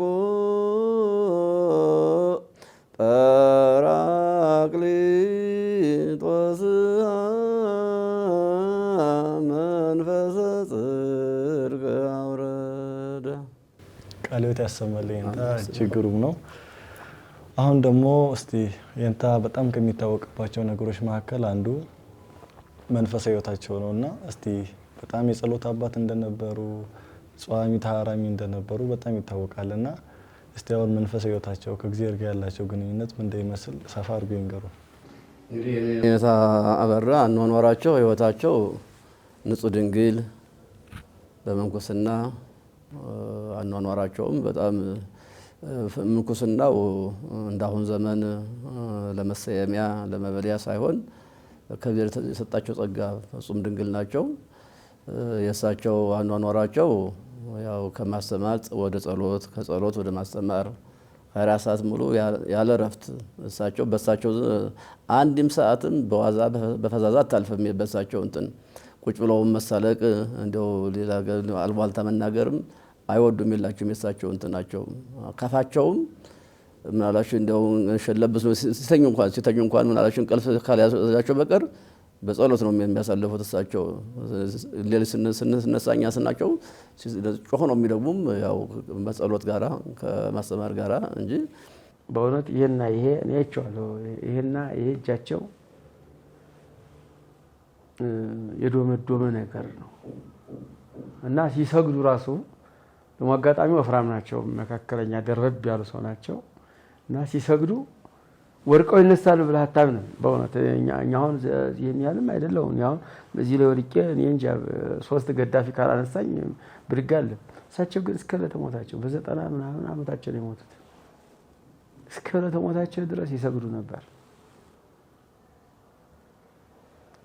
ነበር። እስከ ዕለተ ሞታቸው ደግሞ ጠገራ ብር የሚባለው ብር ሁሉ ተለውጦ የአባቶቼ ብር እያሉ እንደው ገበያ እንኳን ያቺን ልከው በዛች ነው ገዝታችሁ የሚለው ነው የነበረኛል። ተልባ ገዝታችሁ ነው ግልገል ገዝታችሁ ነው ሲንባል በአባቶች ብር ዘርዝራችሁ ነው የምንባል እና በጊዜ ሞታቸውም ደግሞ የሰሩት የጽድቅ ስራ አለ። ይሄ ገበሬው ሲቸግር ይመጣና እንደው አባታችን እንዲህ ብሎ እንዲያው አንተ የእሱ ልጅ ነህ የእሷ ልጅ ነህ አትጨክንብንም ብለን ሚስቴ 3 ቀን ጾም ካደረች ልጆች ራብ ሞቱብኝ ምናምን ሲሏቸው እዛች ብር ቁንጥር እያደረጉ ያበድራሉ። ግን ይጽፏታል። ሲመልስ መመለሱን ይጽፋሉ። ከዛ እኔ እንኳን አልነበርኩም አዲስ አበባ ነኝ። ጊዜ ሞታቸው ደርሶ ሲናዘዙ ያው ቅድም እንደነገርኳችሁ እዛ የገጠሩ ሰው አካል አልነበሩም። ሰውየው መቋሚያቸው የብር መቋሚያ ነው። አልፋ ኦሜጋ የተጻፈበት መቋሚያ ነው። ጸናጽላቸውም እንደዚያው ነው እና በዚያ እነዚያን የተበደሩ ሰዎች ጠሯቸው ይባላል። መጨረሻ ላይ አንተ የሚያል ብር ወስደብኛል፣ አዎ አንተ የሚያል ብር ወስደሃል፣ አዎ አንተ የሚያል ብር ወስደሃል፣ በቃ ለማንም እንዳትሰጡ በሰማይ ይቀበላችኋለሁ ብለው እንዳትቀበሏቸው ብለው ሞቱ ይባላል። ብሩን ብታጡ ነው ያልሰጣችሁ ብለው የሰጣቸው ፈዋዛ ፈዛዛ የሚባል ንግግር የላቸውም። ያው ምግባቸውም ጾም ከሆነ አንድ ሰዓት ነው ውለው ነው ከሰዓት 9 ሰዓት ወይም አስተማሪዎች ሲጨርሱ አንድ ሰዓት እንትናቸው ግን በዛች ደግሞ በአንድ ሰዓትም ቢሆን የሳቸው ምግባቸው የተጣራ ናቸው እንጂ እንደማንም እንደከከሽ አይደለም። ያው የሳቸው እንትናቸው ሲነግሩና በትምህርት ቤታቸው ገና ሳሉ ጀምሮ አባታቸው በጣም አንቱ የተወሉ ገበሬ ናቸው፣ ባለሀብት ናቸው። ወደ ትምህርት ቤት ሲሄዱም ተጭኖ ነው ስንቃቸው የሚላከው እንጂ እንደማንም ተማሪ ሁላ ለምኑ አይደለም የተማሩትም። ቅድም እንደነገርኳችሁ ይሄ የተለመነ እንጀራ ቆሎ በኮፈዳ መጥቶ ይሄ ምናምን መጥቶ ቁራሽ በኮፈዳ መጥቶ የማይሞከር ነገር ነው። የሚመገቡት አንዲት ሰዓት ነው። ያው ተዘጋጅቶ በስነ ስርዓት ያው ቆጠር የሚባል ነገር አለ። ከስር ነው የሚማር። ያ በሚሰራት ሽሮ ወይንም በርበሬም ተበጥ ሆነ ምናምን ሆነ ያቺ በስነ ስርዓት ተቀምማ በራሳቸው ጊዜ እንጂ ይሄ ቆሎ ማይበረ ዶ ጠላ የምትበልኝ ቆሎ የምትበልኝ አንበለቼ የሚባል ነገር ባበራ ዘንድ የለም። የሚመገቡትም አንዲት ሰዓት ነው። ከዓለሙ በምግብም ጭምር በዚህ በጋብቻ ብቻ ሳይሆን በምግብም የራቁ ናቸው። 11 ሰዓት ተኩል 11 ሰዓት ከጸሎትና ከስግደት መልስ ይቀምሳሉ። ወደ ቅጸላቸው ወደ ማስተማራቸው ነው የሚያሉ። ማስተውሰው ነገር አለ። አባቴ ናቸው የሚነግሩኝነን በአመት አክሱም አይቀሩ የንታበራ በእግር ነው የሚከደው። በእግር ነው የሚከደው። መጻሕፍት ጽፈው ከወንድምም አጽፈው ገዛስተው ምናምን ብለው እዛው ሄደው አክሱም የነዚህ እንትኖቹ ለጉብኝት ቱሪስቶች ሲመጡ የቤተ ክርስቲያን መጽሐፍ አከማችተው እዛው ሄደው በቂ የሆነ ብር ሽጠው ጠገራብር ነው ያንጊዜ በጠገራብር ነው የሚሸጥ እዛው ይመጣሉ። በዛች ተልባው ተሸምቶ በርበሬው ተሸምቶ ጤፉ ተሸምቶ ነው እንጂ አበራን እንደዚህ በግብስስ ነገር የሚሞከር ምግብ አያውቃቸውም፣ አያውቁትም እሳቸውም።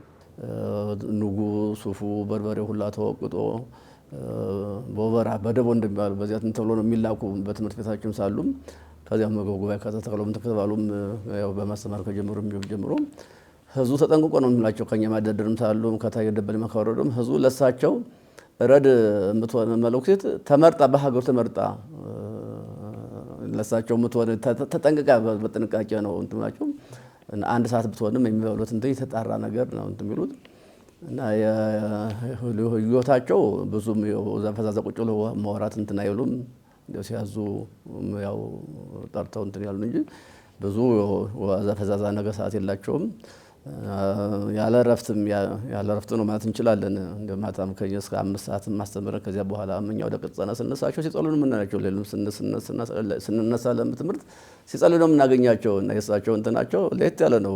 የወንበርም እንትናቸው ማስተማራቸው እንደማንም መምህር ለምሳሌ ትዳር ያለው መምህር በየርሻው በየምኑ እየሄደ በየርሻው አሁን ለምሳሌ ታስለ ከተገጠር ሳሉ በየቁጥቋጦ በየርሻው በየእንትኑ እየሄደ ነው ነበር። ስራ ካለ ወደ ማሳ እንሄዳለን። ይሄን ተበራ ግን እዚያ ደጀ ሰላም ማለፈው ካለ ከዚያ ደርቡ ስር ነው ቀርቀን የሚዘረጋው። እንደው መንቀሳቀስ ለበኛ ወደ ወን ምሳ እንኳን ሲርበና እርበና ካላልናቸው አይነሱልንም። የሳቸው ህይወታቸው ለየት ያለ ነው በጣም።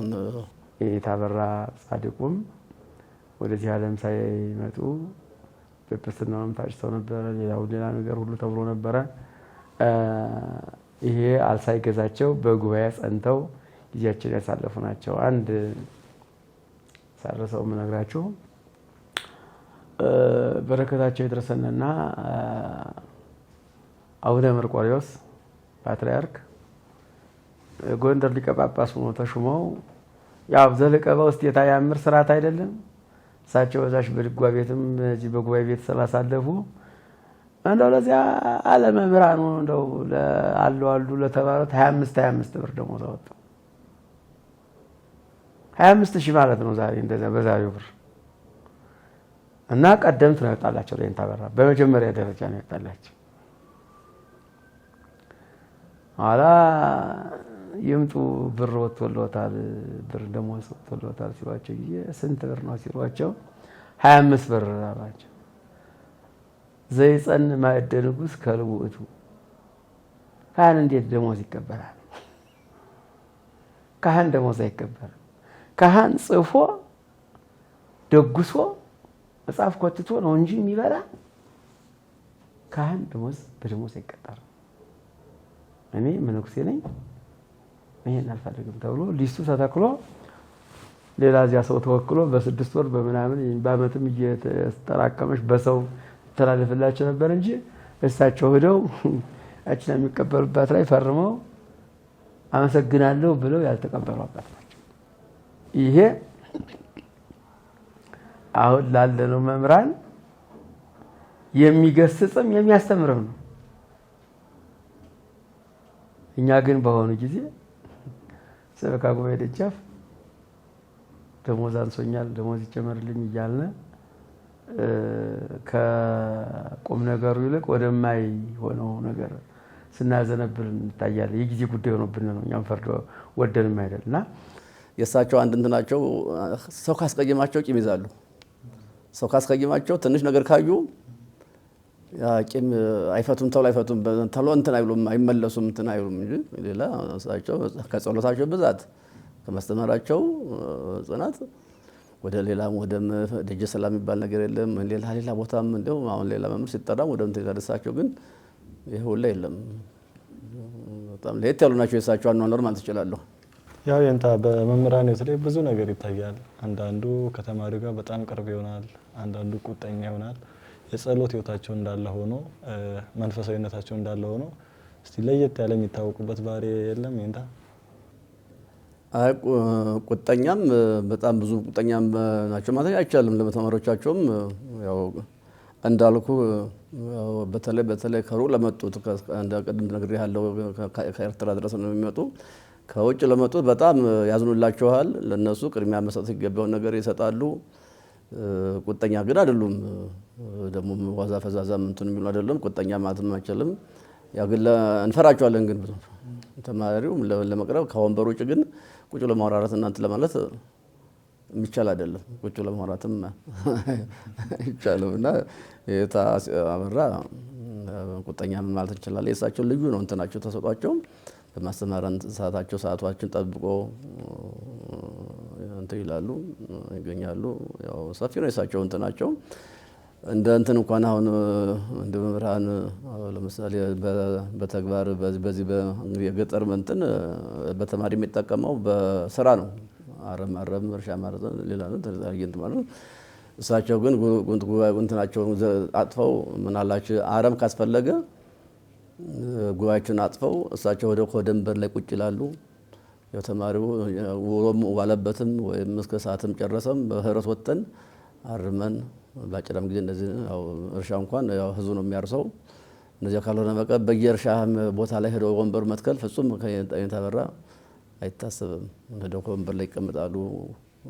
እንትናቸው ማነው አውቀዛ ይወሰድላቸው ቁጭ ብሎ ባያርሙ እንትን ባይሉም ከዚያ ወንበር ላይ ቁጭ እንትን ይላሉ። ደንበር ላይ ቁጭ ይላሉ። እንደው አንድ 2 ሰዓት ቁጭ በኋላ ስራው ከተያዘ በኋላ ወደ ቤታቸው ይመለሳሉ። እኛ ጨርሰን እንመጣለን። የታበራ ለየት ያለ ህይወት ምንም የላቸውም። እንደው ብዙም የመቀላለል እንትናቸው። ወደ ከተማ ግን አልወጡም እሳቸው? አልወጡም። እኔ እንግዲህ ታሪካቸው መስማ በዚህ አሁን አንድሪያስ ያው ድሮ በኃይለሥላሴ ጳጳስ የነበሩ የጎንደር ጳጳስ የነበሩት ሰሜን ጎንደር የነበሩት መምህር ቀጸላ ነበር። ጓደኛ ናቸው። በእነሱ ጊዜ እንደ ታሪክ እሳቸውም ታጭተው ነበር ይባላል። ለጳጳስናም ታጭተው እንደነበረ እንደሚነገረን ግን ያን አላሉትም። አንዳንድ ጊዜ ነገስታቱ እንትን ሲል ወደ ጎንደር ሲሄድ እንደው በጉበኛ መልቃው እንትን በሚል ጊዜ ይሄዳሉ እንጂ ወደ ከተማ ምኞቱም የላቸውም እንትን የላቸውም። የሄዱበት ጊዜም የላቸውም።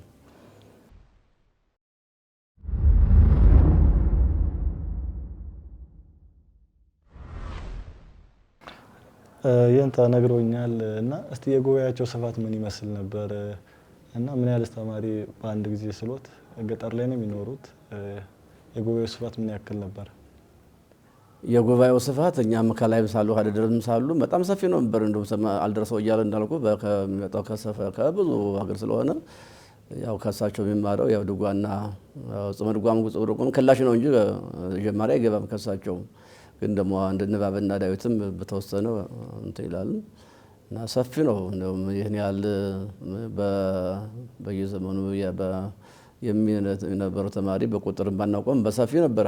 ደበልባኛ በነበር ጊዜም ቢሆንም ሰፊ ነው። እንደ ኋላ እየቀነሰ መጣ እንጂ በስፋት ጉባኤያቸው ሰፊ እንደነበረ ነው የሚታወቀው። እኔ በሰዓቱ ግን ይህን ያህል ተማሪ ይኖራል ይህን ያህል ሰውዬ ብዬ ማለት ይከብዳል። ምንም ብቻ በሰፊ ነው ብሎ ከመናገር ውጭ ምንም በቁጥር እንዳልኩ ግን ያው በማስተማር እንትናቸው ብዙም አሁን አንኳር ቅድም ጠቀስኩለት እንጂ በሳቸው ብዙ ሊቃውንትን ያፈሩት ለቤተ ክርስቲያን ያበረከቱታቸው ሰፊ እንዳበረከቱና በጣም ባለውለታ ለቤተ ክርስቲያን ባለውለታ መሆናቸውን ሙሉ በሙሉ ማማመን እንችላለን። እሺ እንታ ያው መቼስ ሰው ናቸውና ሰው እስከተባለ ድረስ እረፍት ሞት አለና እስቲ የእረፍታቸው ሁኔታ ምን እንደሚመስል ብዙ ጊዜ በህመም ይሞታል። ብዙ አይነት የአሟሟት አይነት አለና የእሳቸው አሟሟት ሂደት ምን ይመስል ነበር? በእርጅና ነው ወይስ በህመም ነው የሚለውና የትም እንደተቀበሩ እረፍታቸው ምን እንደሚመስል እንገቡ። እንግዲህ ያረፉበት እኔ ወደዚህ ወደ ሸዋ መጥቻለሁኝ። እንደ እግዚአብሔር ፈቃድ ሆኖ እናቴንም አባቴንም ያው በመርዶ ነው እያልኩኝ እንትን ያልኩኝ። ያው ለእናቴ እንኳን ቀብር ደርሻለሁ፣ አባቴንም አልቀበርኩም። የእነሱን አባቶችን ሁሉንም መምህራኖችንም አድሎኝ ብቀብር ምን ያህል ደስ ባለኝ ነበረና ከዚህ ሆኜ ነው የሰማሁኝ። በ1991 ዓመተ ምህረት ላይ ነው ያረፉት። በተወለዱ በ96 ዓመታቸው ያረፉት። ከዚያው ከተወለዱበት በልማ ማርያም ነው የተቀበሩት። ያው ብዙም የበሽታ እንትን ብዙም ጻር እንደሌለ ነው። ያው ድካም ይኑር እንጂ ያው ማናቸውም እንግዲህ ያው ድካመ ሥጋ ይገታል። ያው ጊዜው ሲደርስ ከ80 በላይ ያለው ያው መጽሐፍ እንደሚነግርና ጻር ጋር ድካም እንዳለ ይታወቃል። ከዚያ ውጭ ግን ለፊትም በህይወታቸውም ሳሉ ብዙ በሽታ ብዙም እንትን የላቸውም። አኗኗራቸውም ደህና ነው እንዳልኩ ብዙም የበሽታ እንትን የላቸውም። ያው እንግዲህ ጊዜው ሲደርስ እና ያው የተወሰኑ ቀናቶች እንትን ብሎ ይችላሉ። ከዚህ ሆኛ ነው የሰማሁኝ እንትናቸውን በ91 ዓመተ ምህረት እንዳረፉና ከዚያው ተወለዱበት ቦታ ላይ ደበሊማ ማርያም እንደተቀበሩ ነው። ያው መጽሐፋቸውም ሁሉም ያው ከዚያው ከደብሩ እንደገባ ነው። ያው አንዳልኩ ያው ጽፎ ይላከልኝም ያው የዝማሬ ማዋስት መምህር አለ ጓደኛ አንድ ላይ ሆነልኝ ይባላል። እሱ እንደላከልኝ ከዚያው መጽሐፉ ላይ ያው አንዳንድ ጊዜ እናያለን ብሎኛል። ያው ከዚያው ነው ያረፉት። ያው ድካመ ሥጋ ገቷቸው ነው የሚባለው እንጂ ብዙ ድካምና ብዙ እንትን በሽታ እንትን ያላቸው አይደሉም። እሺ ያው የንታ የእሳቸው ጉባኤስ እሳቸው ካረፉ በኋላ ቀጥሏል ወይስ አሁን ያለበት ሁኔታ ምን ይመስላል? ወይስ ታጥፎ ነው የሚገኘው የእሳቸው ወንበር ወይስ ሰዓት? አዎ የእሳቸው ጉባኤ እንዳልኩ አሁን ደበሊማ ማርያም ከእሳቸው ጀምሮ ከእሳቸው በፊትም ያው ድጓ መምህር ንቅ እንደነበሩት መምህር በለጠ ይባሉ እንደነበሩበት ታሪኩ ይናገራል። እሳቸው ደግሞ ብዙ ከ40 ዓመት በላይ ከዚያ ያስተምሩበት ከዚያው ቦታ ከቦታቸው ላይ ያው ታዋቂ ቦታ ነው። ደበሊማ ማርያም ታዋቂ ቦታ ነው። ከዚህም ግን ነጓጼው እንደነገሩ ከሸዋ ድረስ የሄዱበት ታዋቂ ቦታ በመሆኑ ቦታውም የድጓ ልስት ያለበት በሰዓቱም ብታንስም አቡነ መርቆሬዎስ በነበሩበት ሰዓት በጎንደር ጳጳስ ነበሩ። በዚህ አካባቢ ላሉት መምህራኖች 30 ብር ለእነ የታበራ የታዘወደ የምኗቸው ደግሞ ላይ ክምር ድንጋይ አካባቢ ነበሩ። እነ የታሽራክ እንደዚህ 30 ብር አውጥቶላቸው ያው ልስት የነበረው ቦታ ነበር። እንግዲህ ያው እሳቸው ከሞቱ በኋላ ያው የኛ ጓደኛ መጌታ ልሳን ወርቅ ይባላል። አንድ ላይ እሱ ዝማሬ ነው ያደረሰ፣ ድጓም አላደረሰም። ያው እንግዲህ እግዚአብሔር ካልፈቀደ ቢሆኑ እሱ ያው ህፃናቶች እንደሚያስተምርና ያው አይነት ቤተክርስቲያን እንደሚያገለግል ሰምቻለሁ፣ ነግሮኛል። እሱም ግን ከእስከ ጳጳሱ ድረስ ተወላጆችም አሉ እንደ ድጓ እንዴት ይጣጠፍብና ድጓ ጉባኤ እንዴት ይጣጠፋል ብሎ መምህር ይቀጥራሉ። አሁን ቅድም የሰጠው ፎቶውን ያነሳቸው ልጅ እሱ አዲስ አበባ ነው ያለ። እሱ ጥረት አድርጎ እሱ እንኳን በ3000 ከፈል ነበር አለኝ። እሱ ሲነግረኝ ለድጓ መምህር ቀጥረው ያው ደግሞ ህዝቡም እያዋጣ እህልም እያወጣ ይሰጥ ነበረ። ግን በቂ ባለመሆኑ ጥሎ ሄደን ያለኝ እሱም የነገረኝ እና ጳጳሱም ደግሞ የደቡብ ጎንደር ሆነ ሚካኤልም እዚያ አካባቢ አንድ ልጅ ነበረ ያደጓም እዚያ መጥተህ ከደበሊማ ማስተምር እያሉ እንደሚሉ ሰምቻለሁ። ግን እስካሁን ድረስ ያው ቋሚ የድጓ መምህር እንትን እንደሌለ ነው የሰማሁት። ግን ጥረት አለ ተወላጁ አካባቢው ያው ድጓ ልስት እንዴት ይታጠፋል፣ የድጓ ጉባኤው እንዴት ይታጠፋል፣ የእሳቸው መጽሐፍስ እንደው ዝም ብሎ ታሽጎ እንዴት ይቀመጣል የሚል ቁጭት አለ ከጳጳሱም ጀምሮ ከላይ። እንደውም እንዳጋጣሚ ነው አንድ ልጅ አለ ከኔም ያስጀምረው የመጣሁት እሱ ከዚያው ጫወራ ጊዮርጊስ የሚባል አለ። ከዚያው ቦታ ገጠመ ነው ከዚያ ነው ዘረጋ። ከዚያ ደበሊማ ሄደህ አስተምር የሚል ጳጳሱም ቢያዙትም እንግዲህ ጓደኛ ደግሞ ፈቃደኛ አልሆነ መሰለኝ። አሁን ያልኩት ዝማሬ መውሰድ ያልኩት እሱ ይቀየመኛል የሚል ነገር መስለኛል። እስካሁን ድረስ ያው አንድ ቢቀጥሩም አልቆየመላቸው ሄዷል። አሁንም ያው ጉባኤው ያው ንጓመር በስፋት እንደሳቸው ጉባኤ ይሆናል መሰለኝም። እሺ ያው ይሄን ፕሮግራም እናዘጋጀው ከአባቶቻችን የህይወት ታሪክ እኛም እንድንማር ትውልዱም እንዲማር ነውና የንታ በራ እንደነገሩን በጣም የቅድስና ህይወት ያላቸው ታላቅ አባት ናቸው። አሁን ግን ስናየው በሳቸው ልክ ያለ ሙሉ ለሙሉ ባይጠፋም አልፎ አልፎ ነው ቀንሷልና በሳቸው ልክ ቅድስና ያላቸው ዕውቀት ያላቸው አባቶች አሁን ብዙም አይታዩምና ይሄ እንዴት ቀነሰ ብለው ያስባሉ? እንግዲህ የአብነት ትምህርት መቀነስ ምን በየጉባኤው በየስብሰባ በየሆኑ የማይነገርበት ጊዜ የለም። በሁሉም ይነገራል። ከወረዳ በለው ከአጥቢያ ቤተክርስቲያን በለው ከሀገረ ስብከቱም በለው ይነገራል። ምንም መፍትሄም እንዲያውም ባለመዘጋቱም እንግዲህ የአብነት ትምህርት ቤት መነሻው መድረሻውም የእግዚአብሔር የኢየሱስ ክርስቶስ የሱ መሪነት በመሆኑ ያው እስከዚህም ያደረሰውም እንደው እንደ ተቋም እየተረዳ ሳይሆን እንደ እግዚአብሔር ፈቃድ ህዝበ ክርስቲያኑ ነው። ህዝበ ክርስቲያኑ ያካባቢ ህዝበ ክርስቲያን መምህር ይቀጥራል። ለደቀ መዛሙርቱም ያው ጧት ማታ በእንተ ማርያም እየተባለ ያው ሰርከ ህብስት ህዝቡ እየሰጠ ነው እንጂ በድሮም በነገስታቱም ጊዜም ልስት የለውም። በአሁንም እንደ ቤተ ክህነትም በለው ልስት የለውም። በእግዚአብሔር ፈቃድ የሚመራ ጉባኤ ነው። እንግዲህ አሁን እግዚአብሔር በፈቀደ ካላስተካከለው በቀር በየስብሰባው እንነጋገራለን።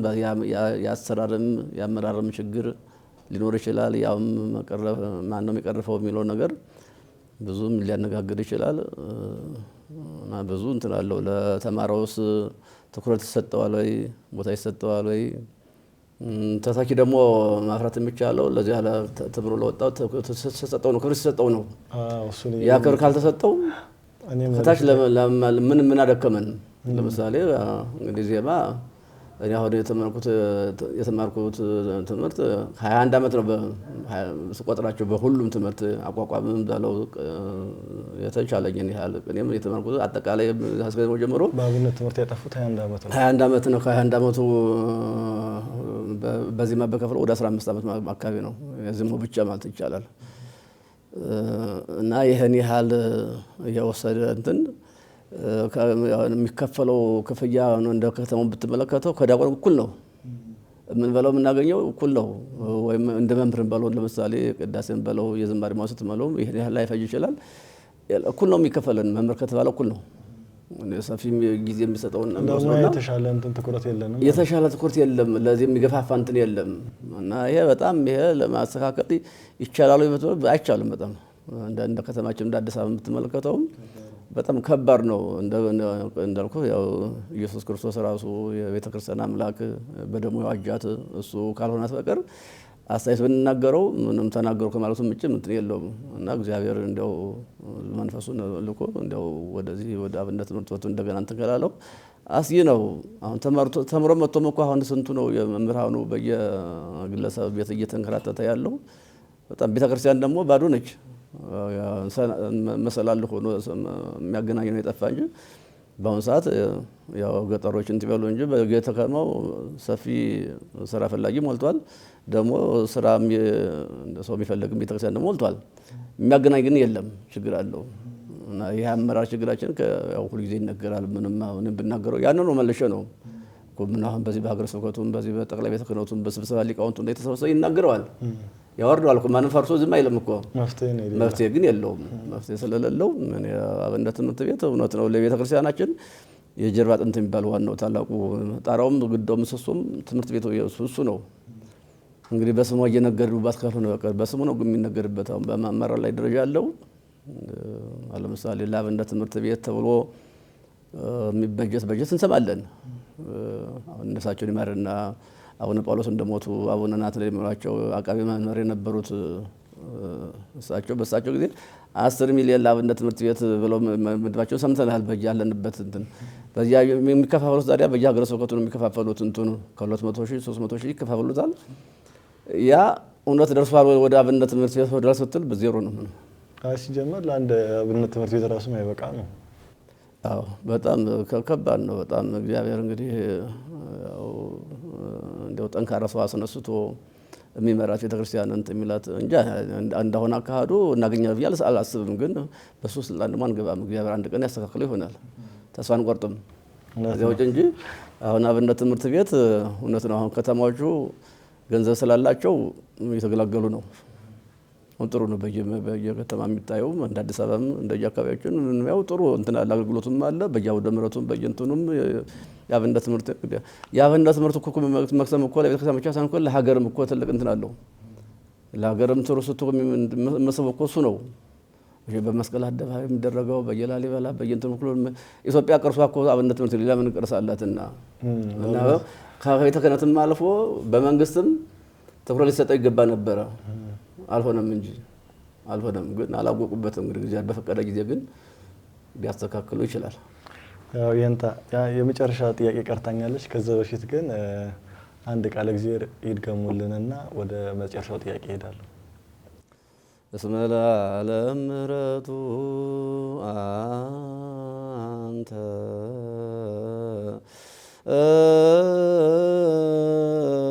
ውእቱ ፍኖተ ጽድቅ አንተ ውእቱ አንቀጸ ብርሃኑ ለዓለም ስረይ ኃጢአትየ ወኃጢአት ስማ ጸሎትየ ወስረይ ኃጢአትየ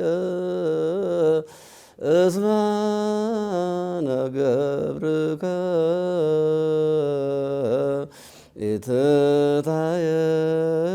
ኢትታየኒ ተግባረ እደዊከ በጽባሕ ትብጻሕ ጸሎትየ ቅድሜከ ሃሌሉያ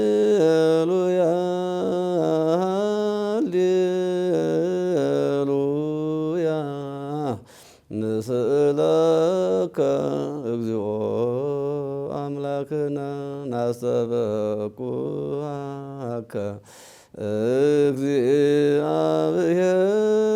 እግዚአብሔር አምላከ አበዊነ አቁረር መዓተከ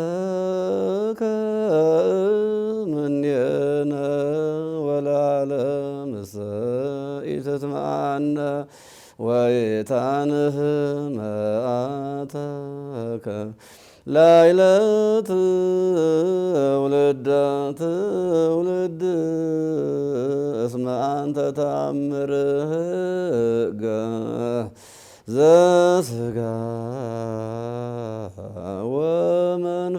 ወመንፈስሰ እምከመ ወፃእ ኢይገብእ እስመ አልቦ በውስተ ሲኦል ተአምኖ ኃጣውእ ወአልቦ እምድኅረ ሞት ንስሐ ለሰብእ ስረይሎሙ እግዚኦ ለሕዝብከ ኢታማስን ርእሰከ ወሊተኒ ለገብርከ ሚጠኒ ኀቤከ እስመ ብዙኅ ምሕረተ ዚአከ። ቃልዎት ያሰማልን። ይንታ ረጅም የአገልግሎት ዕድሜን ይስጥልን።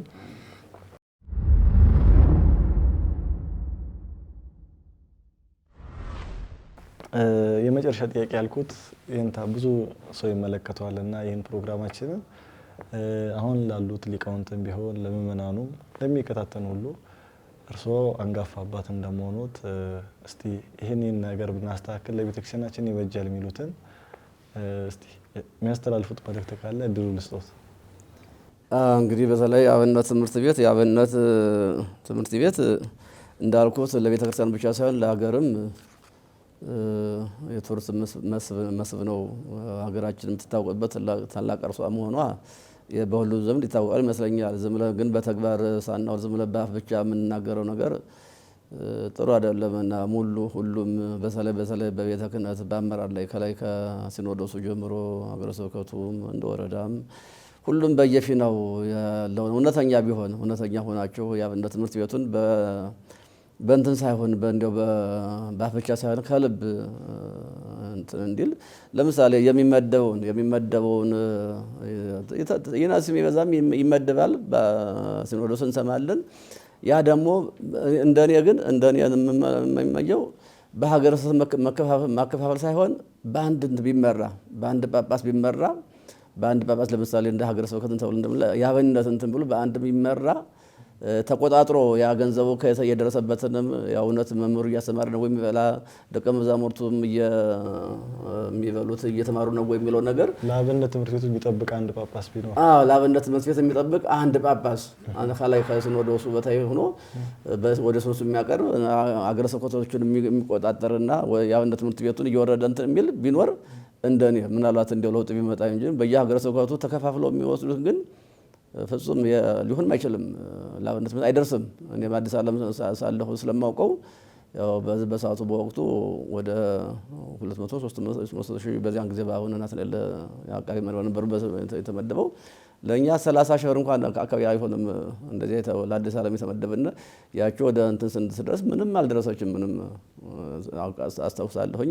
ለመምህራን እንኳን ስንካፈል 300 ብር ነው እንደ ድጎማ ብለን ያከፋፈልናት በሰዓቱ በወቅቱ በማነሷ እና ምክንያት ትንሽ ይረጫሉ፣ ትንሽ ይላሉ፣ ይሰጣሉ። ተቀርቦ ለመስሪያ ቤታቸው ሰራተኛ ነው የሚያውሉት እና እንደኔ መበጀቱ ካልቀረ ሲኖዶሱ በአንድ ጳጳስ ቢመራ የአብነት ትምህርት ቤት ምናልባት ለውጥ ባይሆን እንኳን አንኳሩን በወረዳ ደረጃ እንኳን አንድ አብነት ትምህርት ቢኖር ያ ብዙ ለውጥ ያመጣል።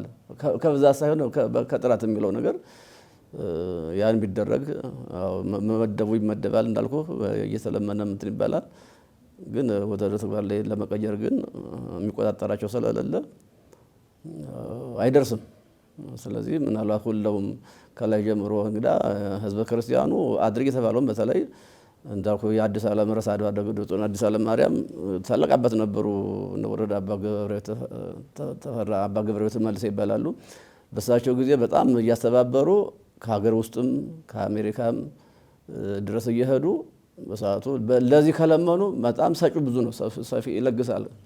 አሁን የሚንቀሳቀስ ነው። አሁን ለምኖም ደግሞ ወደ ራሱ እያደረገ ነው። ያሁኑ አመራር ሊታመንም አልቻለም።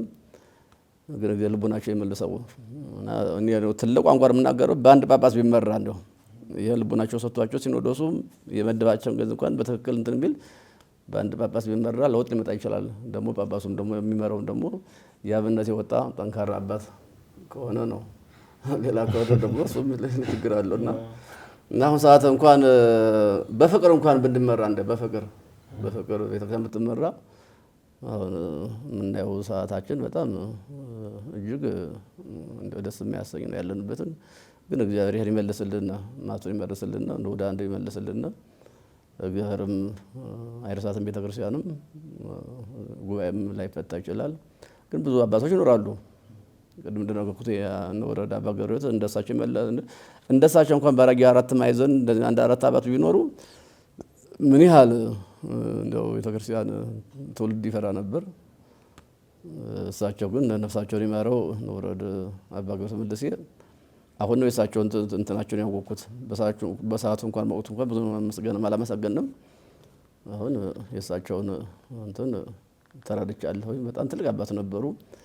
እንግዲህ እንትን አለቅነት የያዙ በኃይለ ሥላሴ ጊዜ ነው። እስካሁን እስከ ዕለተ ሞታቸው ግን ቤትም የላቸውም። የሚያገኙትን ለቤተ ክርስቲያን የሚያገኙትን ለአብነት ትምህርት ቤት ነበር የሚያደርጉ። አሁን ግን አለቅነት ምንኩስና ለፎቅ መስራት የተለያየ መኪና ለመግዛት ነው የምናየው። ይህን እግዚአብሔር ልቡናቸውን ይመልሰው። አሁን ችግራቸው አመራር እንጂ ገንዘብ ጠፍቶ አይደለም። ህዝበ ክርስቲያኑን በአግባቡ ከመሩት እንደ ለቤተ ክርስቲያን ለእምነቱ መቀናይ ነው የሀገራችን ህዝብ። የአመራር እንትኑ ነው እያበላሸ ያለ። እሱ ልቦና ይመለስልና ለምናገረው ነገር የለኝም። ለሊቃውንቱስ የሚያስተላልፉት መልእክት የለም? ለሊቃውንቱ ያው ምናልባት እንደኔም ሀረም ጀምሮ አሁን በየከተማው ብዙ የሚያስተምሩ ሞልተዋል። አሁን አዲስ አበባም ቢሆን ያው የተመቻቸ እንደ ባታ እንደ ሳሊተ ምሕረት ሌሎችም ቦታዎች ላይ አሉ የሚያስተምሩ። ሙላችንም አሁን ለምሳሌ ቢሆን የተመቻቸ ነገር ካለ ማስተማር ዝግጁ ነን። ወደ ከተማ የመጣ ነው ማስተማር ጠልተን አይደለም። ያው እንግዲህ ያው የደልዋ ሶሎ ዘይት ቀን የገጠር ቦታ እንደምታውቀው በተለይ ደግሞ እኔ ደግሞ የተወለድኩበት ቦታ ስለሆነ ያው 3 ዓመት ሳገለግል 5 ሳንቲም አልበላሁም። ከአባቴ ቤት ሆኜ ነው 3 ዓመት ያገለግልኩም ያስተማርኩም እና ያው እንጀራ ፍለጋ እንጂ ጠልተን አይደለም። እና አሁን በከተማ ምን አሁን ያሉበትም ሌሎችም የማስተማር ፍላጎት እንዳላቸው ይሰማኛል። ግን የተመቻቸ አይደለም። የተመቻቸ ከሆነ ሊቃውንቱም ለማስተማር ዝግጁ ነው ይሁኑ። ለማስተማር ሌላ ምን ዓላማ አለንና ያው ካሁን በኋላ ተለውጠን ያው እንትና አንልም። ያው ዝም እንቀዘብዛለን እንጂ ሌላ ምን ዓላማ እንትን እንዳለን ሌላ ቃል እግዚአብሔር ውስጥ ሌላ እንትን የለንም። ያው ብዙ ተቀዛዥ ባንሆንና የተሰጠነን የተመቻቸ ነገር ከተደረገ ለማስተማር ዝግጁ ራሴ ጀምሮ ዝግጁ እንሆናለን ብንሆን ጥሩ ነው። መሪዎቹ ደግሞ ለአብነት ትምህርት ቤቱ ዝም ብለው ከማውራቶች ግን ወጥተው ወደ ተግባር ወደ እውነተኛው ወደ ተግባር ቢገቡ መልካም ነው እላለሁ። እሺ እንታ ከልብ እናመሰግናለን። ውድ ተመልካቾቻችን የዛሬ ፕሮግራማችን ይህን ይመስል ነበር። በሌላ መርሃ ግብር በሌላ እንግዳ እስክንገናኝ ድረስ ቸር ቆዩልን።